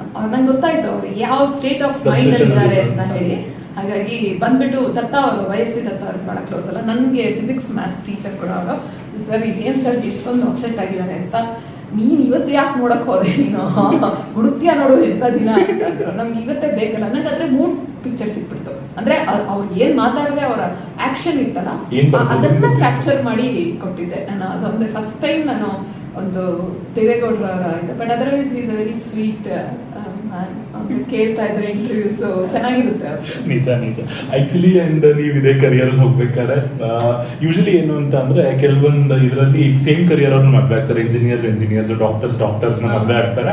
ಅಂತದೇನು ಡಿಫ್ರೆನ್ಸ್ ಬರೋಲ್ಲ, ಒಂದೇ ತರ. ಅಂದ್ರೆ ಇದೊಂಥರ ರೈವಲ್ರಿ ಮೀಡಿಯಾದಲ್ಲಿ ಇರ್ತಾರಲ್ಲ, ಸೇಮ್ ಪ್ರೊಫೆಷನ್ ಇರೋರು ಮದ್ವೆ ಆಗ್ತೀರಾ. The very famous journalist Ishwar ಅವರು, ಅಂದ್ರೆ ಒಂದು ಕುಗ್ರಾಮದಿಂದ ಬಂದು ಜರ್ನಲಿಸಮ್ಗೆ ಒಂದು ಹೊಸ ಶೇಪ್ ಕೊಟ್ಟವ್ರು ಅವರು, ಅವ್ರಿಗೆ ಮದ್ವೆ ಆಗ್ತೀರಾ. ಸೊ ಲೈಕ್ ಹೆಂಗೆ ನೀವು ಹೆಂಗ್ ಹ್ಯಾಂಡಲ್ ಮಾಡ್ತಿದ್ರಿ ಅಂತ ಅಂದ್ರೆ, ಇಬ್ರು ಒಂದು ರೈವಲ್ರಿ ಪೇಪರ್ ಅಲ್ಲಿ ಇರ್ತಿದ್ರಿ. ನೀವು ಬರೆಯೋದು ಅವ್ರಿಗೆ ಇಷ್ಟ ಆಗದೆ ಏನಾದ್ರು ಕಮೆಂಟ್ಸ್ ಕೊಟ್ಟಿರೋದಿದ್ಯಾ, ಅಲ್ಲ ಅವ್ರು ಬರೆಯೋದು ನಿಮ್ಗೆ ಇಷ್ಟ ಆಗದೆ ಕಮೆಂಟ್ಸ್ ಕೊಟ್ಟಿರೋದಿದ್ಯಾ, ಇಲ್ಲ ಅಂದ್ರೆ ಒಂಥರ ಇಬ್ರು ಒಂಥರ ಓಕೆ ಹಿಂಗ್ ಮಾಡ್ಬೋದಿತ್ತು ಅಂತ ಇತ್ತು. I want to know that. Rival paper ಅಲ್ಲ, ಒಂದು ಉದಯವಾಣಿ ಕನ್ನಡ ಡೈಲಿ. ನಾನು ಇದ್ದಿದ್ದು ಡೆಕ್ಕನ್ ಹೆರಾಲ್ಡ್ ಅಲ್ಲ, ರೈವಲ್ರಿ ಬರಲಿಲ್ಲ ಅಲ್ಲಿ. ಬಟ್ ಎಕ್ಸ್ಟ್ರೀಮ್ ಪೇಪರ್ಸ್ ಅಲ್ಲ, ಫಾರ್ ದಟ್ ಮ್ಯಾಟರ್ ಕನ್ನಡ ಒಂದು ಇಂಗ್ಲಿಷ್ ಅಲ್ಲಿ ಒಂದು. ಹೌದು, ಡಿಫ್ರೆನ್ಸಸ್ ಆಫ್ ಒಪಿನಿಯನ್ ಇದ್ದೇ ಇರುತ್ತೆ ಟು ಇಂಡಿವಿಜುವಲ್ಸ್ ಅಂತ ಹೇಳಿದ್ರೆ. ಎಸ್ಪೆಷಲಿ ಮೀಡಿಯಾದಲ್ಲಿ ಇದ್ದಾಗ ನಾನೊಂದು ಆ್ಯಂಗಲ್ ತಗೋಬೋದು. ನಾನು ಸ್ವಲ್ಪ ಅವ್ರು ತುಂಬ ಮೆಚ್ಯೂರ್ಡ್ ಆಗಿ ನೋಡೋರು ಇಶ್ಯೂಸ್ನ. ನಾನು ನೋಡಿ ಒಂದು ಎಕ್ಸಾಂಪಲ್ ಕೊಡ್ತೀನಿ. ನಾನು ಮಾತಾಡ್ಬೇಕಾದ್ರೆ ಒಂದೊಂದ್ಸತಿ ಅವನು ಇವನು ಅಂತ ಹೇಳಿ ಪೊಲಿಟಿಷಿಯನ್ಸ್ ಹಿಂದೆ ಮಾತಾಡ್ಕೋಬೇಕಾದ್ರೆ ನಾವು ಮಾತಾಡೋದು ಅಭ್ಯಾಸ. ಒಂದಿನ ಅವ್ರು ಹೇಳಿದ್ರು, ನೀನ್ ತಿದ್ಕೋ ಅಂತ ಹೇಳಿಲ್ಲ ಅವ್ರು. ಅದೇ ಇದನ್ನ ಅಭ್ಯಾಸ ಮಾಡ್ಕೊಂಡ ಅಂದ್ರೆ ನಾಳೆ ನೀನು ಎಲ್ಲರೂ ಟೆಲಿವಿಷನ್ ಚಾನಲ್ಸ್ಗೆ ಹೋಗ ಇನ್ನೆಲ್ಲೋ ಒಂದು ಮೀಟಿಂಗಿಗೆ ಹೋದಾಗ ನೀನು ಏಕವಚನದಲ್ಲಿ ಮಾತಾಡ್ತಾರೆ, it reflects badly on you ಅಂತ. ನ್ಯಾಚುರಲಿ ಅದು ನನಗೆ ಅರ್ಥ ಆಯ್ತು. ಅದು ಬ್ಲಂಡರ್ ಐ ವಾಸ್ ಮೇಕಿಂಗ್ ಆ ಥರದ್ದು ಕಲ್ತಿದ್ದೀನಿ. ಆದರೆ we never use to bring newsroom to ಟೈಮ್ಗೆ. That was never. ಏನೋ ಒಂದು ನಾನು ಬರ್ತಾ ಇದ್ದಿದ್ದೆ ಲೇಟು. ಅವ್ರು ಎಡಿಟರ್ ಆಗಿದ್ರು, ಅವರು 8:30ಗೆಲ್ಲ ಬಂತು. ಅವ್ರಿಗೆ ಪರ್ಸನಲ್ ಲೈಫ್ಗೂ ಅವರು ಬ್ಯಾಲೆನ್ಸ್ ಮಾಡ್ಕೊಂಡು ಹೋದ್ರು.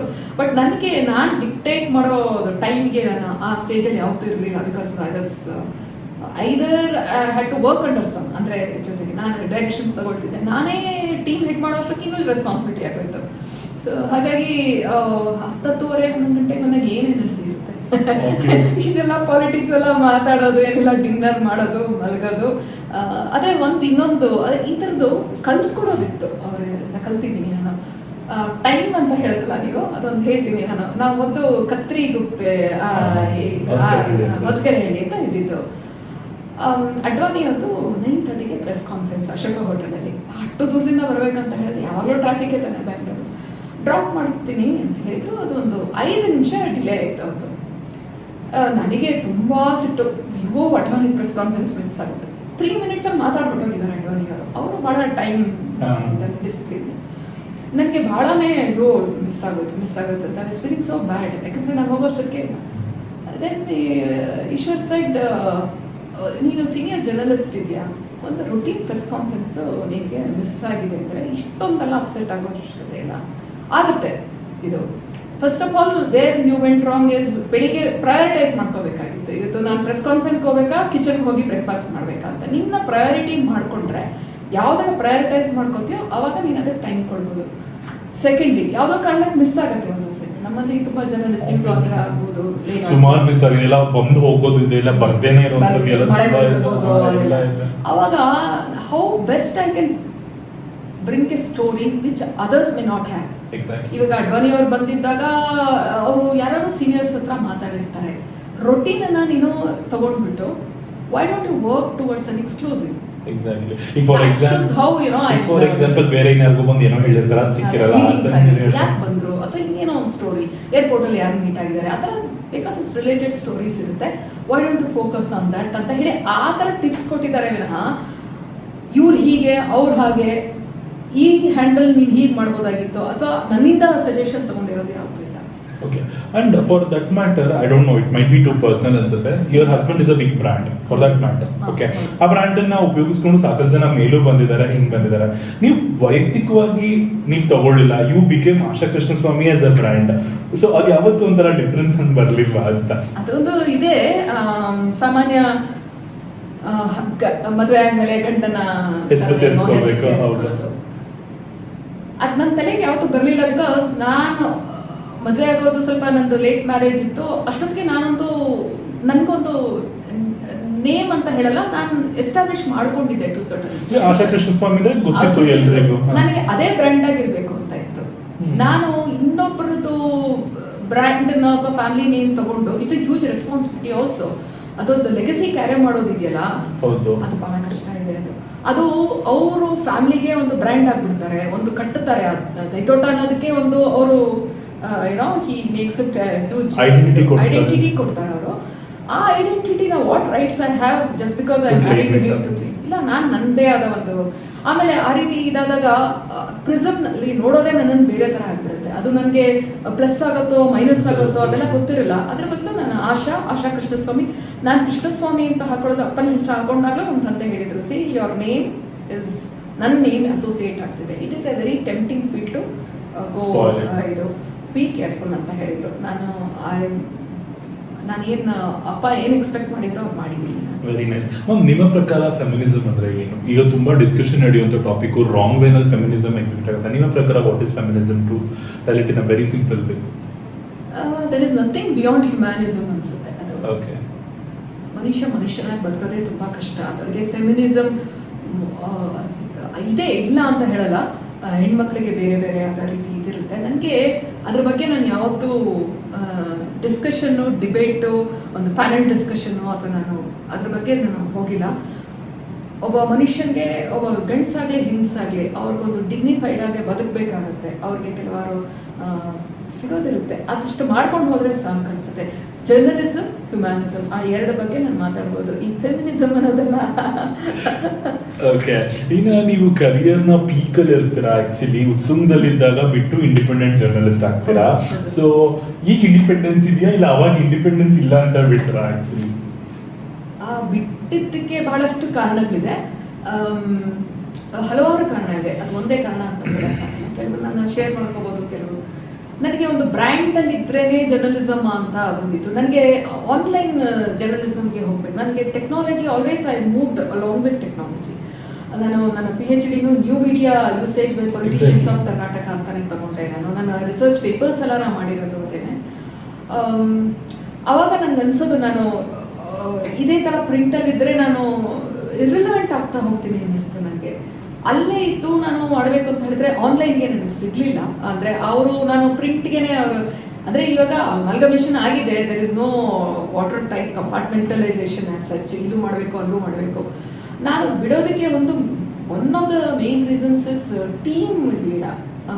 ರಿಕ್ರೂಟ್ಮೆಂಟ್ಸ್ಗಳೆಲ್ಲ ಬ್ಲಾಗ್ ಆಗಿತ್ತು. ಎಷ್ಟೊತ್ತಿಗೆ ವೈಂಡ್ ಅಪ್ ಆಗೋದು. ಸೋಷಿಯಲ್ ಮೀಡಿಯಾದಲ್ಲಿ ನಾವು ನ್ಯೂಸ್ ಕೊಡೋಕೆ ಶುರು ಮಾಡಿದಾಗ ನಾನು ಯಾವಾಗ ಎಂಡ್ ಮಾಡೋಕ್ಕಾಗುತ್ತೆ? ಟೀಮ್ ಇಲ್ಲ ಅಂತ ಹೇಳಿದ್ರೆ ನೀವು 24/7 ಅವಾಗ ಕ್ವಾಲಿಟಿ ಸಫರ್ ಆಗ್ತಾ ಇದೆ ಅಂತ ಅನಿಸ್ತಾ ಇತ್ತು ನನಗೆ. Whether I am in position to compete with every damn television channel and social ಮೀಡಿಯಾದಲ್ಲಿ ಬ್ರೇಕ್ ಆಗ್ತಾ ಇರುತ್ತೆ. ಅದನ್ನೆಲ್ಲ ನೀವು 2-3 ರಿಪೋರ್ಟರ್ಸ್ನ ಇಟ್ಟುಕೊಂಡು ಒಂದು ಕರ್ನಾಟಕದ ಪಾಲಿಟಿಕ್ಸ್, ಬಿಕಾಸ್ ಕೋಲಿಷನ್ ಪಾಲಿಟಿಕ್ಸ್ನ ಎರಾದಲ್ಲೇ ಯಾವಾಗ ಅನ್ನೊಂದು ಮೀಟಿಂಗು ಇನ್ನೊಂದು ಮೀಟಿಂಗು, ಯಾವ ಮೀಟಿಂಗಲ್ಲಿ ಏನಾಯ್ತು ಹೆಡ್ ಕೌಂಟ್ ಮಾಡೋದು, ಇದೇ ನಾವು ಮಾಡಿದ್ವಿ. ಹೌದು, ನಾನು ನಮ್ಮ ಮದರ್ದು ಸೆರೆಮನಿಗೆ ಗೋಕರ್ಣಕ್ಕೆ ಹೊರಟಿದ್ದೆ ಉಡುಪಿಯಿಂದ. ಒಬ್ಬ ರಿಪೋರ್ಟರ್ ನನ್ನ ಟೀಮ್ ಮೆಂಬರ್ ಫೋನ್ ಮಾಡಿ, ಯಾರು ಹ್ಯಾಂಡ್ಸೇ ಇಲ್ಲ, ಏನ್ ಮಾಡ್ತಾರೆ ನೈ ಟು ಕ್ಯಾನ್ಸಲ್ ಏನೋ. ಆ ರೀತಿ ಇದ್ದಾಗ ನನಗೆ ಇದು I am doing quality job ಅನ್ನಿಸ್ಬಿಡ್ತು ನನಗೆ. ಅದಕ್ಕೆ ನಾನು let me get into more into research. ಇವಾಗ ತುಂಬ ರಿಸರ್ಚ್ ಡೆಕ್ಕನ್ ಹೆರಾಲ್ಡ್ ಬಿಟ್ಟ ಮೇಲೆ ನಾನು ಭಾಳಷ್ಟು ರಿಸರ್ಚ್ ಪೇಪರ್ಸ್ ಮೀಡಿಯಾ ರಿಲೇಟೆಡ್ ಮಾಡಿದೆ. ಟೀಚಿಂಗಲ್ಲಿ ಮಾಡ್ತೀನಿ. ಆಮೇಲೆ ಬೇಕಾದಷ್ಟು ಟೆಲಿವಿಷನ್. ನನಗೆ ಏನಾಯ್ತು ಅಂತ ಹೇಳಿದ್ರೆ, ಇದು ಬಿಟ್ಟ ಮೇಲೆ ಅನಿಲ್ ಕುಮಾರ್ ನೀವು ಜ್ಞಾಪಿಸ್ಕೋತೀನಿ, ನಾನು News 9 ಇಂಗ್ಲೀಷ್ ಚಾನಲ್ TV9 ಅವ್ರು ಇತ್ತಲ್ಲ, ಅಲ್ಲಿ ಭಾಳ ಆಪರ್ಚುನಿಟೀಸ್ ಕೊಟ್ಟರು ನನಗೆ Anil. He never made me sit idle. ಆ ಥರ ನನಗೆ ಆ ಥರ ಡಿಸ್ಕಷನ್ ಮತ್ತು ಟೆಲಿವಿಷನ್ ಚಾನಲ್ಸ್ನವರು ಮ್ಯಾಕ್ಸಿಮಮ್ ನನ್ನ ನ್ಯೂಸ್ ರಿಲೈಸ್ ಮಾಡ್ತಾರೆ. ನಾನು ಅದಕ್ಕೆ ತುಂಬ ಪ್ರಿಪೇರ್ ಆಗಿ ಹೋಗ್ತಿದ್ದೆ ನಾನು. ಬಿಕಾಸ್ ಅದೇನಾಗ್ಬಿಡುತ್ತೆ, ನಮ್ಮನ್ನು ಕ್ವಿಸ್ ಮಾಡೋಕ್ಕೆ ಶುರು ಆಗ್ತದೆ. ನೀವು ಹೇಳಿ ಒಪಿನಿಯನ್ ಹೇಳೋ ಅಷ್ಟೊತ್ತಿಗೆ ಎಷ್ಟು ರೆಡಿ ಆಗಬೇಕಾಗತ್ತಲ್ಲ. ಸೊ ಇನ್ಫಾರ್ಮ್ಡ್ ಆಗಿ ನಾವು ಹೋಗ್ಬೇಕಾಗುತ್ತೆ, ವೆಲ್ ಇನ್ಫಾರ್ಮ್ಡ್ ಆಗಿ ಹೋಗ್ಬೇಕಾಗುತ್ತೆ. ಸೊ ನನ್ಗೆ ಹಾಗಾಗಿ ವಾಟ್ ಐ ಡಿಡ್ ವಾಸ್, ಈಗ ಕಂಟೆಂಟ್ ಪ್ರೊಡ್ಯೂಸ್ ಮಾಡ್ತೀನಿ ಪ್ರೈವೇಟ್ ಕಂಪ್ನೀಸ್ ಜೊತೆಗೆ, ಮತ್ತು ಒಂದು ಪೊಲಿಟಿಕಲ್ ಏಜೆನ್ಸಿಗೆ ವರ್ಕ್ ಮಾಡಿದೆ ನಾನು. ನನ್ನ ಭಾಳ ನಂಬಿಕೆ ಇಟ್ಟು ಏಜೆನ್ಸಿಯವರು ನಾನು ಬೇರೆ ಬೇರೆ ಬೇರೆ ರೀತಿದು. ಇವಾಗ ನೋಡಿ, ಪ್ರಾಬಬ್ಲಿ ನಾನು ಒಂದು ಮೀಡಿಯಾ ಹೌಸಲ್ಲಿ ಕೆಲಸದಲ್ಲಿ ಇದ್ದಿದ್ರೆ ಈ ಥರ ಬಂದು ಈಗ ಡೇಸಲ್ಲಿ ಕೂತ್ಕೊಳ್ಳೋಕ್ಕೂ ಆಗ್ತಾ ಇರಲಿಲ್ಲ ನನಗೆ. ಸೊ ನಾನು I mean I experimenting a lot. Very nice ma'am. ಇನ್ನೊಂದು ಏನಂತ ಕೇಳಬೇಕು ಅಂತ ಅನ್ಸಿದ್ ನಂಗೆ ಅಂತ ಅಂದ್ರೆ ಏನಪ್ಪಾ ಅಂತ ಅಂದ್ರೆ ಈಗ ಕೆಲವೊಂದು ವಿಷಯಗಳನ್ನ ನೋಡ್ತೀವಿ, ನಮಗೆ ಗೊತ್ತು ಇದು ಸರಿಗಿಲ್ಲ ಅಂತ, ಬಟ್ ಎಸ್ಪೆಷಲಿ ನಾವು ಮೀಡಿಯಾದಲ್ಲಿರೋರಿಗೆ ವಿ ಕೆ ನಾಟ್ ಬಿ ಒಪಿನಿಯನೇಟೆಡ್. ಅಂದ್ರೆ ನಮ್ಮ ಒಪಿನಿಯನ್ ಅಲ್ಲಿ ಎಕ್ಸ್ಪ್ರೆಸ್ ಮಾಡಿ ನಿಮ್ಗೆ ಫೋನ್ ಮಾಡಿ ಹೇಳ್ಬೋದು ಓ ಹಿಂಗಿದೆ ಹಿಂಗೆ ಸರಿಗಿಲ್ಲ ಅಂತ, ಬಟ್ ಅದನ್ನ 1000 ಜನ ಹೇಳಕ್ ಆಗಲ್ಲ ನಾನು ಅದನ್ನ. ಸೊ ನೀವು ಒಂದು ಸಂಸ್ಥೆಯಲ್ಲಿ ವರ್ಕ್ ಮಾಡ್ಬೇಕಾದ್ರೆ ಅದರದೇ ಆದಂತಹ ಮಾನದಂಡ ಗೈಡ್ಲೈನ್ಸ್ ಗಳಿರುತ್ತೆ, ಯು ಶುಡ್ ನಾಟ್ ಗೋ ಅಂತ. ನಿಮ್ಗೆ ಆಗಿದೆ ಯಾವುದೋ ಒಬ್ಬ ಪೊಲಿಟಿಷಿಯನ್ ಬಗ್ಗೆ ಅವ್ರಿಗೆ ಏನೇನೋ ಕೆಟ್ಟ ಕೆಟ್ಟ ಕೆಲಸ ಮಾಡಿರ್ತಾರೆ, ಬಟ್ ನೀವು ಅವ್ರನ್ನ ಪ್ರೇಸ್ ಮಾಡೇ ಬರೀಬೇಕು ಅನ್ನೋ ಒಂದು ಇದಿರುತ್ತೆ. ಅವ್ರ ಕೆಲಸಗಳನ್ನ ನಿಮ್ಗೆ ಗೊತ್ತು ಇದು ಸರಿಗಿಲ್ಲ ಅಂತ, ಇದು ಎಕ್ಸ್ಪೋಸ್ ಮಾಡ್ಬೇಕು ಅಂತ, ಬಟ್ ನಿಮ್ಗೆ ಚಾನ್ಸ್ ಸಿಗಲ್ಲ. ಆ ಥರದ ಫ್ರಸ್ಟ್ರೇಷನ್ಸ್ ಹೆಂಗ್ ಹ್ಯಾಂಡಲ್ ಮಾಡ್ತಿದ್ವಿ ಅಂತ? ನನಗೆ ಲಕ್ಕಿಲಿ ಆ ಥರದ್ದು ಯಾವುದು ಬರಲೇ ಇಲ್ಲ. ನನಗೆ ನಾನು ನ್ಯೂಸ್ ಹಿಂದೆ ಹೋಗ್ತಿದ್ದೆ, ವ್ಯಕ್ತಿ ಹಿಂದೆ ಓಡೋಗ್ತಾ ಇರಲಿಲ್ಲ. ಅವನು ಎಷ್ಟೇ ಕೆಟ್ಟವನಾದ್ರೂ ಅವನ ಡೀಡ್ಸ್ನ ನೋಡ್ತಿದ್ದೆ. FIR ಇವಾಗ ನೋಡಿ, ರಘುಪತಿ ಭಟ್ ಕೇಸ್ನ ನಾನು ಹ್ಯಾಂಡಲ್ ಮಾಡಿದ್ದೆ, ಹಾಲಪ್ಪ ಅವ್ರ ಕೇಸ್ನ ಹ್ಯಾಂಡಲ್ ಮಾಡಿದ್ದೆ. ನಾನೇ ಫಸ್ಟು CID ಹೋಗಿ RTIನಲ್ಲಿ ಹಾಕಿ ರಿಪೋರ್ಟ್ಸ್ಗಳು ತೆಗೆದು, ಈ RTIನಲ್ಲಿ ಹೇಳ್ತಾರೆ ಹಾಲಪ್ಪನ ಕೇಸ್ನಲ್ಲಿ ಏನೇನಾಗಿದೆ ಅಂತ ಹೇಳಿ CID ಬಂದ್ಬಿಡುತ್ತೆ.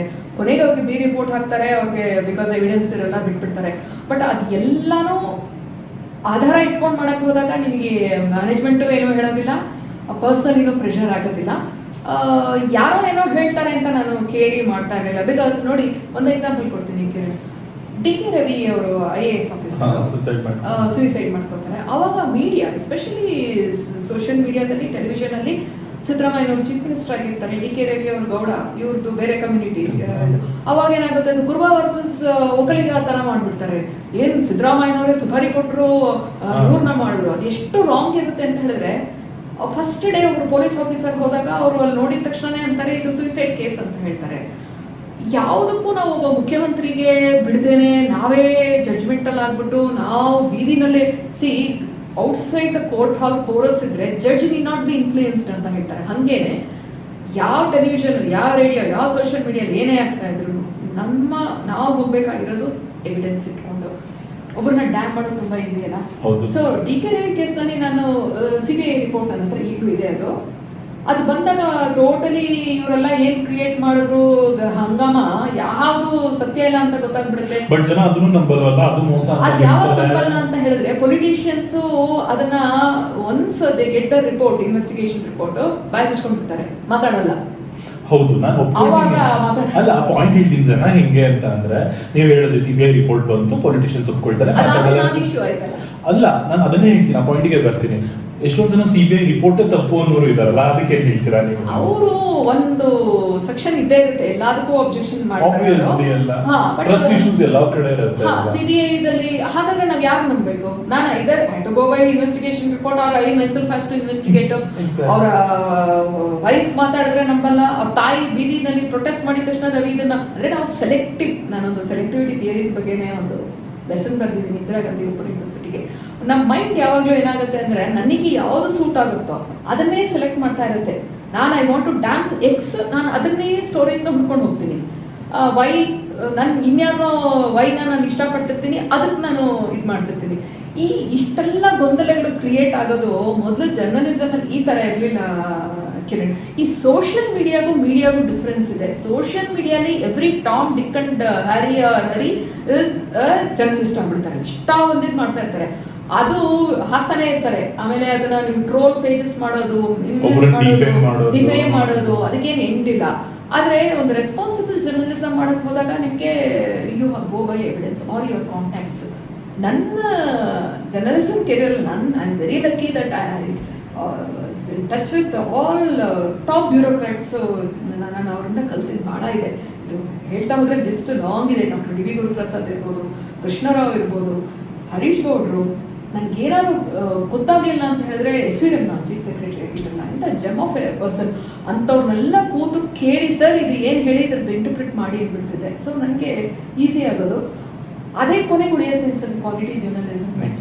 ಅಂಡ್ ಏನಂದ್ರೆ ಒಂದ್ ಕಾಲದಲ್ಲಿ ಮಾಧ್ಯಮ ಅಂದ್ರೆ ಆಕರ್ಷಣೆ ಇತ್ತು ತುಂಬಾ ಜನಕ್ಕೆ, ಅಂಡ್ ಎಲ್ರಿಗೂ ಅಲ್ಲ ಅದು. ಆಕ್ಚುಲಿ ಏನಂದ್ರೆ ಯೋಗ್ಯತೆ ಯಾರಿಗಿದೆಯೋ ಅವ್ರಿಗೆ ಮಾತ್ರ ಅನ್ನೋದಿತ್ತು. ಓಕೆ, ಇವಾಗ ಹೆಂಗಂದ್ರೆ ಸಿಕ್ಕಿದ್ದವರೆಲ್ಲ, ನಾನ್ ಜರ್ನಲಿಸಮ್ ಓದ್ಬೇಕಾದ್ರೆ ಸಾಕಷ್ಟು ಜನ ಏರೋಸ್ಟಸ್ ಆಗ್ಬೇಕು ಅಂತ ಬರೋರು, ಇಂಜಿನಿಯರ್ ಡ್ರಾಪ್ ಔಟ್ ಆಗಿ ಬರೋರು, ಮೆಡಿಕಲ್ ಡ್ರಾಪ್ ಔಟ್ ಆಗಿ ಬರೋರು, ನನ್ಗಿಂತ ಸೀನಿಯರ್ಸ್ ಪಿಯೂನ್ ಡುಮ್ಕಿ ಹೊಡೆದು ಆಮೇಲೆ ಅದೊಂಥರ ಓಕೆ ಜರ್ನಲಿಸಮ್ ಅಂತ. ಈಗ ಒಂಥರ ಸಿಕ್ಕಿದ್ದವರೆಲ್ಲ ಮೀಡಿಯಾ ಬಂದ್ಬಿಟ್ಟು ಅದಕ್ಕಿರೋ ಚಾರ್ಮೆ ಹೊಟ್ಟೋಗಿದೆ ಅಂತ ನನಗನ್ಸುತ್ತೆ. Even you feel same because ನೀವು ಇವಾಗಿನ ಜರ್ನಲಿಸ್ಟ್ಗಳನ್ನ ಟ್ರೈನ್ ಮಾಡ್ತೀರಾ. ಸೊ ನನಗೆ ಹೇಳಿ, ಆಗಿದ್ದಕ್ಕೂ ಈಗಲೂ ಏನ್ ಡಿಫ್ರೆನ್ಸ್ ಇದೆ ಅಂತ ಅನ್ಸುತ್ತೆ ನಿಮಗೆ? ಈಗ ಒಂಥರ ಎಲ್ಲ ಇನ್ಸ್ಟೆಂಟ್ ಆಗಿ ಆಗ್ಬಿಡ್ಬೇಕು, zero reading, zero understanding, comprehension ಎಬಿಲಿಟಿನೇ ಬೆಳೆಸ್ಕೊಳ್ಳಲ್ವಾ ಅನ್ನೋದು. ಅಂದರೆ ನಾನು ಮಹಾ ಮಾಡಿದೆ, ಬೇರೆಯವ್ರು ಮಾಡ್ತಿಲ್ಲ ಅಂತ ಹೇಳೋದು. ಈಗಲೂ ಒಳ್ಳೆ ಜರ್ನಲಿಸ್ಟ್ಗಳಿದ್ದಾರೆ. ಈಗ ಜರ್ನಲಿಸ್ಟ್ ಅನ್ನೋದಕ್ಕಿಂತ ಕಂಟೆಂಟ್ ಪ್ರೊಡ್ಯೂಸರ್ಸ್ ಇವಾಗಿರೋದು. ಜರ್ನಲಿಸಮ್ ಇಸ್ ಡೆಡ್ ಅನ್ಸುತ್ತೆ ನನಗೆ. ಜರ್ನಲಿಸ್ಟ್ಗೆ ಮೀನಿಂಗೇ ಬೇರೆ ಇದೆ. What we are doing, what we are seeing is content production. Okay, ಆ ಕಂಟೆಂಟ್ ಏನದು, ಯಾವುದಕ್ಕೆ ಆ ಓನರ್ಗೆ ಏನು ಸೂಟ್ ಆಗುತ್ತೋ ಅದನ್ನ ಮಾಡ್ತಾ ಇರ್ತಾರೆ. ಎಲ್ಲಿ ರೆವಿನ್ಯೂ ಹುಟ್ಟುತ್ತೋ, ಯಾರು ಇವಾಗ ನಮ್ಮ ನ್ಯೂಸ್ ಪೇಪರ್ಸ್ ನೋಡಿ, ಟೆಲಿವಿಷನ್ ಚಾನೆಲ್ಸ್ ನೋಡಿ, ಎಲ್ಲ ಕಂಟ್ರೋಲ್ ಬೈ ಪೊಲಿಟಿಷಿಯನ್ಸ್ ಆಗೋಗಿದೆ ಅಂತ ಕರ್ನಾಟಕದಲ್ಲಿ. ಹಂಗೆ ನಿಮಗೆ ಪ್ಯೂರ್ ಆಗಿ ಜರ್ನಲಿಸಮ್ನ ಪ್ಯಾಷನ್ ಆಗಿ ಇಟ್ಕೊಂಡು ಮಾಡ್ತಿರೋದು ಹಾರ್ಡ್ಲಿ ಏನಿ ಇದು, ಯಾರೋ ಬ್ಯಾಕಿಂಗ್ ಇರುತ್ತೆ. ಅವಾಗ ಫ್ರೀಡಮ್ನ ಸರೆಂಡರ್ ಮಾಡ್ದಂಗೆ ಅದಕ್ಕೆ ತಕ್ಕಂತೆ ಜರ್ನಲಿಸ್ಟ್ ಕಂಟೆಂಟ್ ಪ್ರೊಡ್ಯೂಸರ್ಸ್ ಸಿಗ್ತಾ ಹೋಗ್ತಾರೆ. ಯಾರೋ ಹೋಗ್ತಾರೆ, ಕ್ಯಾಮ್ರಾ ಮನೆಯೋ ರೆಕಾರ್ಡ್ ಮಾಡ್ಕೊಂಡ್ ಬರ್ತಾರೆ, ಅದನ್ನೇ ಟೆಲಿಕಾಸ್ಟ್ ಮಾಡ್ತಾ ಇರ್ತಾರೆ, ಅದೇ ಇಡೀ ದಿನ ಹಾಕ್ತಾರೆ. ಈಗ ಇದ್ರೊಳಗೆ ನೋಡಿ, ರಘುಪತಿ ಭಟ್ ಕೇಸ್ನಲ್ಲಿ ಏನಾಗುತ್ತೆ, ಒಂದು ಟೆಲಿವಿಷನ್ ಚಾನಲ್ನವರು ಆ ಹೆಣ್ಮಗಳು ಅವರ ವೈಫು ಡೆಲ್ಲಿಗೆ ಹೋಗಿರ್ತಾರೆ, ಏನೋ ಅವ್ರ ಲೈಫ್ ಬೇರೆ ಕಟ್ಕೊಳಕ್ ಹೋಗಿರ್ತಾರೆ. ಕ್ಯಾಮ್ರಾನ ಅವರ ಮನೆಗೆ ಇಟ್ಬಿಟ್ಟು 24/7 ಏನ್ ಮಾಡ್ತಿದ್ದಾರೆ ಅವರು, ಹೇರ್ ಸ್ಟೈಲ್ ಚೇಂಜ್ ಮಾಡ್ಕೊಂಡ್ರು, ಅವರು ಸ್ಯಾರಿಯಿಂದ ಜೀನ್ಸ್ಗೆ ಟ್ರೌಸರ್ಸ್ಗೆ ಶಿಫ್ಟ್ ಆದ್ರು, ಇದೆಲ್ಲ ಹಾಕಿ ಕೊನೆಗೆ ಯಾವ ಮಟ್ಟಕ್ಕೆ ಹೋಗುತ್ತೆ ಅಂದ್ರೆ ಸೂಯಿಸೈಡ್ ಮಾಡ್ಕೊಂಡ್ಬಿಡ್ತಾರೆ ಹೆಣ್ಮಗಳು. ಏನಾಯ್ತು, ಅವ್ರ ಮನೆಯವರೇ ತಪ್ಪು ಅಂತ ಏನಾಗಲ್ಲ, ಕೇಸು ಏನು ಇದು ಲಾಜಿಕಲ್ ಎಂಡ್ಗೆ ಏನೋ ಇದಾಗಲ್ಲ, ಅಷ್ಟರಲ್ಲಿ ಒಂದು ಪ್ರೆಷರ್ ತಂದು ಈ ತರ ಜರ್ನಲಿಸಮ್ ಈಗ ಜಾಸ್ತಿ ಆಗ್ತಾರೆ. ನಿಮ್ಮ ಪ್ರಕಾರ ಒಬ್ಬ ಜರ್ನಲಿಸ್ಟ್ ಇರಬೇಕಾಗಿರುವಂತ 5 ಕ್ವಾಲಿಟೀಸ್ ಅಲ್ಲಿ ಇರಬಾರ್ದಂತ 5 ಕ್ವಾಲಿಟೀಸ್ ಮಾಡೋದು ಅಂದ್ರೆ 5 ಕ್ವಾಲಿಟೀಸ್ ಇದು ಬೇಕಾಗಿರೋದು ಏನಂತ ಹೇಳಿದ್ರೆ, ಒಂದು ತಾಳ್ಮೆ ಬೇಕು, ಡಿಸಿಪ್ಲಿನ್ ಬೇಕಾಗುತ್ತೆ, ರೀಡಿಂಗ್ ಬೇಕಾಗುತ್ತೆ, bit of sense of humour ಇರಬೇಕಾಗುತ್ತೆ.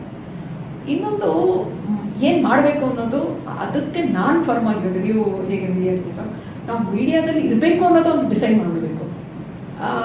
ಇನ್ನೊಂದು 6ನೇ ಕ್ವಾಲಿಟಿ ಅಂದರೆ ಈ ವಾಚ್ ಇರುತ್ತಲ್ಲ, ಅದನ್ನ ಪಕ್ಕಕ್ಕೆ ಇಟ್ಬಿಡಬೇಕು. ನಾನು ಫಸ್ಟ್ ಚೀಫ್ ರಿಪೋರ್ಟರ್ ಆಗಿದ ತಕ್ಷಣ ಮಾಡಿದ್ದೆ, ನನ್ನ ವಾಚ್ನ ಪಕ್ಕಕ್ಕೆ ಇಟ್ಟೆ. ಟೈಮ್ ನೀವು ಹೇಳಿದ್ರಿ ಒಂದ್ಸತಿ, ನಂಗೆ ಅವತ್ತಿನ ನಾನು ವಾಚು ಕಟ್ಟಲ್ಲ. ಯಾಕಂದ್ರೆ ಕ್ಲಾಕ್ ನೋಡ್ಕೊಂಡು ವರ್ಕ್ ಮಾಡ್ತಾ ಇದ್ರೆ ಪ್ರೆಷರ್, ಸಿಕ್ಕಾಪಟ್ಟೆ ಪ್ರೆಷರ್ ಆಗುತ್ತೆ. ಅದು ಇರಲೇಬೇಕಂತ ಇದು ಒಂದು ನಾನು ಡಿಸೈಡ್ ಮಾಡ್ಕೊಂಡ್ಬಿಡ್ಬೇಕು. ನಾನು I want to be in this field, I want to do clean ಆಗಿ ಒಂದು ಪ್ರೊಫೆಷನ್. ಅದು ಡಾಕ್ಟರ್ ಆದರೂ ಹಾಗೆ ಮಾಡಬೇಕು ಆಗುತ್ತೆ, ಜರ್ನಲಿಸ್ಟ್ ಆದರೂ ಹಾಗೆ ಮಾಡಬೇಕಾಗತ್ತೆ. ಇರಬಾರದು ಅಂತ ಹೇಳಿದ್ರೆ ಇದರದೆಲ್ಲ ಅಪೋಸಿಟ್, ತಾಳ್ಮೆ ಕಳ್ಕೊಂಡ್ರೆ. ಮತ್ತೆ ನನ್ನ ಮುಂದೆ ಕೂತಿರೋ ಯಾರೇ, ಇವಾಗ ಕಿರಣ್ ಇದ್ದಾರೆ ಇಲ್ಲಿ, ನಿಮ್ಮನ್ನ ನಾನು ಅಂಡರ್ ಎಸ್ಟಿಮೇಟ್ ಮಾಡಬಾರ್ದು. ನಿಮ್ಮಲ್ಲಿ ಏನೋ ಒಂದು ಪೊಟೆನ್ಷಿಯಲ್ ಇರುತ್ತೆ, ಅದಕ್ಕೆ ನೀವು ಆ ಪೊಸಿಷನ್ಗೆ ಬಂದಿರ್ತೀರಾ. ಆ ಒಂದು ಅಂಡರ್ ಎಸ್ಟಿಮೇಟ್ ಮಾಡ್ತಾರೆ ನಮ್ಮಳೆ, ಅವ್ರಿಗೇನು ಗೊತ್ತು, ಅವ್ಳಿಗೇನು ಗೊತ್ತು, ಅದು ನೀವು ರೆಸ್ಪೆಕ್ಟ್ ಇಲ್ಲ ಅಂತ ಹೇಳಿದ್ರೆ ಮುಗೀತು. ಆಮೇಲೆ ಇನ್ನೊಂದು ಎಂತ ಹೇಳಿದ್ರೆ, ಇದು if you want to make money ಅಂತ ಹೇಳ್ತಾರಲ್ಲ, ದುಡ್ಡು ಮಾಡಲೇಬೇಕು ಅಂದ್ರೆ ಈ ಫೀಲ್ಡ್ ಇಸ್ ನಾಟ್ ದ ಹೆಸರು ಮಾಡೋದು, ದುಡ್ಡು ಮಾಡೋದು. ಹೆಸರು ತುಂಬಾ ಇವತ್ತು ಇರ್ತೀವಿ, ಕರೆನ್ಸಿ ಬೇಗ ಹೋಗ್ತಾ ಇರುತ್ತೆ. ಇನ್ಯಾರೋ ಬರ್ತಾರೆ, ಯಂಗ್ಸ್ಟರ್ಸ್ ಬರ್ತಾರೆ, ಸಿಕ್ಕಾಪಟ್ಟೆ ಜನ, ಯಾರ್ಯಾರೋ ಅದಕ್ಕೇನು ಕ್ವಾಲಿಫಿಕೇಶನ್ ಏನೂ ಇಲ್ಲ, ಯಾರೋ ಒಂದು ಕ್ಯಾಮ್ರಾ ಹಿಡ್ಕೊಳ್ಳೋದು, ಯೂಟ್ಯೂಬಲ್ಲಿ ಚಾನಲ್ ಮಾಡೋದು, ಇದು ಮಾಡೋದು. ಅದು ಬ್ರ್ಯಾಂಡ್ ಆಗಬೇಕು ಅಂದರೆ ಕ್ವಾಲಿಟಿ ಬೇಕು ಅನ್ನೋದು ಅದಿಲ್ಲ ಅಂತ ಹೇಳಿದ್ರೆ ಕಷ್ಟ ಇದೆ. ಇವತ್ತು ನೋಡಿ, ನನಗೆ ಪ್ರಿಂಟಲ್ಲಿದ್ದು ನಾನು ಆರಾಮಾಗಿ ರೇಡಿಯೋಗೆ ಎಷ್ಟೊಂದು ಪ್ರೋಗ್ರಾಮ್ಸ್ ಮಾಡ್ತೀನಿ, ಆಮೇಲೆ ಟೆಲಿವಿಷನ್ಸ್ ಮಾಡ್ತೀನಿ. ಸಿ ಏನೋ basically you should know how to produce content. ಆ ಒಂದು ಎಬಿಲಿಟಿ ಇಲ್ಲದೆ ಹೋದ್ರೆ ಬಂದು ಬೇಗ ಡಿಸಪಾಯಿಂಟ್ ಆಗ್ಬಿಟ್ಟು ಬರ್ನ್ಔಟ್ ಆಗ್ಬಿಡ್ತಾರೆ. ಮ್ಯಾಮ್, ಇನ್ನ ನಮ್ಮ ರೇಡಿಯೋ 196 ದೇಶಗಳಲ್ಲಿ ಬರುತ್ತೆ. ಸೊ ನೀವು ಬೇರೆ ಬೇರೆ ದೇಶಗಳಲ್ಲಿ ಫೆಲೋಶಿಪ್ ಎಲ್ಲ ಮಾಡಿ ಕಲಿತು ಬಂದಿದ್ದೀರಾ. ಡು ಯು ಥಿಂಕ್ ನೀವು ಅಲ್ಲಿ ಕಲ್ತಿದ್ದೆಲ್ಲ ಇಲ್ಲಿ ಉಪಯೋಗ ಆಗ್ತಿದೆ ಅಂತ ಅನ್ಸುತ್ತಾ? ಎಲ್ಲೋ ಒಂದು ಕಡೆ ಇಂಪ್ಯಾಕ್ಟ್ ಆಗಿರುತ್ತೆ ಟ್ರಾವೆಲ್ ಅನ್ನೋದು, ಮತ್ತೆ ಜನಗಳನ್ನ ಮೀಟ್ ಆದಾಗ ಇಂಪ್ಯಾಕ್ಟ್ ಆಗಿರುತ್ತೆ. ಈಗ ನಾನು BBC ಹೋಗಿದ್ದೆ, ಆಮೇಲೆ ಸ್ಕೈ ನ್ಯೂಸ್ ನೋಡಿದ್ದೆ, ಒಂದು ಡಬ್ಬಿ ಶೈಲಲ್ಲಿ ಒಂದು ವೀಕ್ ಒಂದು ಪತ್ರಿಕೆಗೆ ಕೆಲಸ ಮಾಡಿದ್ದೆ ನಾನು. ಅದೆಲ್ಲ ಇಲ್ಲೇನೋ ಹೋಗಿ ನಾನು ಹಿಂಗೆ ಕಲ್ತ್ಕೊಂಡ್ಬಂದೆ ಅಂತಲ್ಲ, ಒಟ್ಟಾರೆ ಅದು ನಮಗೆ ಒಂದು ಮೆಮೊರಿನಲ್ಲಿ ಉಳಿದಿರುತ್ತೆ. ಅಲ್ಲಿ ಒಂದು ಸಣ್ಣ ಪೇಪರ್ಗೆ ಹೋದಾಗ ನೋಡಿದ್ದೇನೆಂದರೆ, brevity is the soul of news ಅಂತಾರಲ್ಲ, ಕ್ರಿಸ್ಪಾಗಿ 4 words 5 words ಅಲ್ಲಿ ಎಷ್ಟು ಚೆನ್ನಾಗಿ ಬರೀತಾರೆ ಅಂತ. ಆಮೇಲೆ BBC ಇದು ಅವ್ರದ್ದು ಇನ್ವೆಸ್ಟಿಗೇಟಿವ್ ನಾನು ಕೋರ್ಸ್ ಒಂದು ಅಟೆಂಡ್ ಮಾಡಿದೆ. ಅವಾಗ they used to rip apart our so called investigative report, ಹಿಂಗೆ ಮಾಡ್ಬೋದು ಅನ್ನೋದು. ಆದರೆ ಒಂದು ಅಪ್ರೋಚ್ ಇರುತ್ತಲ್ಲ, ಅದೆಲ್ಲ ನಾನು ಅಲ್ಲಿಂದಾನೇ ಕಲ್ತಿದ್ದು. ಮತ್ತು ನೋಡಿ ಕಲಿಯೋದು ತುಂಬ ಇದೆ. ಕೋಆಪರೇಟಿವ್ ಬೇಸಿಸ್ನಲ್ಲಿ ವೋಲ್ವೋ ಎಷ್ಟೊಂದು ಕಂಟ್ರೀಸ್ನಲ್ಲಿ ಬೋಗಟ ಕಿರೀಟಬಾಗಲ್ಲಿ ಹೋಗಿದ್ದೇನೆ. ಅಲ್ಲೆಲ್ಲ ನಮ್ಮಲ್ಲಿ ಸಹಕಾರ ಸಾರಿಗೆ ಅಂತ ಚಿಕ್ಕಮಗಳೂರಿನಲ್ಲಿದೆ. ಅದೇ ಕಾನ್ಸೆಪ್ಟ್ನಲ್ಲಿ ಬಿಗರ್ ಇದರೊಳಗೆ ವೋಲ್ವೋ ಕಂಪ್ನಿಯವ್ರ ಜೊತೆಗೆ ಪ್ರೈವೇಟ್ ಬಸ್ ಆಪರೇಟರ್ಸು ಮಾಡಿದ್ದಾರೆ. ಒಂದು ಪಬ್ಲಿಕ್ ಟ್ರಾನ್ಸ್ಪೋರ್ಟ್ನ ಮೆಟ್ರೋಗಿಂತ ಒಂದು ಮೀರಿ ಒಂದು ಬಸ್ ಟ್ರಾನ್ಸ್ಪೋರ್ಟ್ ಹೆಂಗೆ ಮಾಡ್ಬೋದು ಅನ್ನೋದನ್ನ ನಾನು ನೋಡಿದೆ. ಆ ಥರ ತುಂಬ ಕಲ್ತಿದ್ದೀನಿ ನಾನು. ನೋಡಿ ಕಲ್ತಿದ್ದು ಅಂದರೆ ನಾವು ಜರ್ನಲಿಸ್ಟ್ ಆಗಿ ಹೋದಾಗ ಒಂದು meeting people, another is your observation. Those who observe they learn A lot. ಎಷ್ಟು ಅಬ್ಸರ್ವ್ ಮಾಡ್ಕೋತೀವಿ ಅನ್ನೋದು ಅದು ನಮಗೆ ಬಿಟ್ಟಿದ್ದು, ಅದು ಸೆಕೆಂಡ್ರಿ. ಅಬ್ಸರ್ವೇಷನ್ ಅಲ್ಲಿ ಬಹಳ ಕಲಿತೀವಿ. ಆ ರೀತಿ ನಾನು ಹೋದಾಗಲ್ಲ ಅದು ಎಜುಕೇಟಿವ್. ನನಗೆ ಅನ್ಸುತ್ತೆ ಮನೆ ಬಿಟ್ಟು ಹೋದ್ರೇನೆ ಒಂದು ಎಜುಕೇಶನ್ ಆಗ್ತಾ ಇರುತ್ತೆ ನನಗೆ. ಆ ಥರ ನಾನು ತುಂಬ ಕಲ್ತಿದ್ದೀನಿ. Very nice. ಆಕ್ಚುಲಿ ನಿಮ್ಮೊಟ್ಟಿಗೆ ಇಷ್ಟೊತ್ತು ಮಾತಾಡಿ ನನಗೆ ತುಂಬಾ ಖುಷಿ ಆಯ್ತು. ತುಂಬಾ ಕಲ್ತ್ಕೊಂಡೆ ನಿಮ್ಮಿಂದ ಅಂಡ್ ಕಲಿತಾನೆ ಇರ್ತೀನಿ ಎವ್ರಿ ಟೈಮ್. ಸೊ ನಮ್ಮ ಕಾರ್ಯಕ್ರಮ ನೋಡ್ತಿರೋರಿಗೆ, ಜೊತೆಗೆ ನಮ್ಮನ್ನು ಕೇಳ್ತಿರುವಂತಹ 190 ದೇಶದ ಕನ್ನಡಿಗರಿಗೆ ಅಂಡ್ ಅಪ್ಕಮಿಂಗ್ ಜರ್ನಲಿಸ್ಟ್ಗೆ ಏನಾದ್ರು ಹೇಳಬೇಕು ಅಂತ ಇದ್ರೆ ಏನ್ ಹೇಳಕ್ ಇಷ್ಟಪಡ್ತೀರಾ? ಫಸ್ಟ್ ಅಪ್ಕಮಿಂಗ್ ಜರ್ನಲಿಸ್ಟ್ಗಳು ಅಂತ ಹೇಳಿದ್ರೆ, ನೀವು ಜರ್ನಲಿಸ್ಟ್ ಆಗಿರ್ತೀರಾ, ಕಂಟೆಂಟ್ ಪ್ರೊಡ್ಯೂಸರ್ ಆಗಿರ್ತೀರಾ, ನೀವು ಡಿಸೈಡ್ ಮಾಡ್ಕೊಳ್ಳಿ. ಜರ್ನಲಿಸ್ಟ್ ಆಗಿರ್ಬೇಕು ಅಂತ ಹೇಳಿದ್ರೆ ಜರ್ನಲಿಸಮ್ ಕೆಲವಾರು ಸರ್ಟನ್ ಗೈಡ್ಲೈನ್ಸ್ ಇರುತ್ತೆ, ಬೇಸಿಕ್ಸ್ ಇರುತ್ತೆ. ಅದ್ರ ಪ್ರಕಾರ ಹೋಗಿ if you want to just produce content, keep producing content. ಅದು ಕನ್ಸ್ಯೂಮರ್ಸ್ ಇದ್ರೆ ಸೇಲ್ ಆಗುತ್ತೆ, ಇಲ್ಲ ಅಂದ್ರೆ ರಿಜೆಕ್ಟ್ ಆಗ್ಬಿಡ್ತೀರಾ.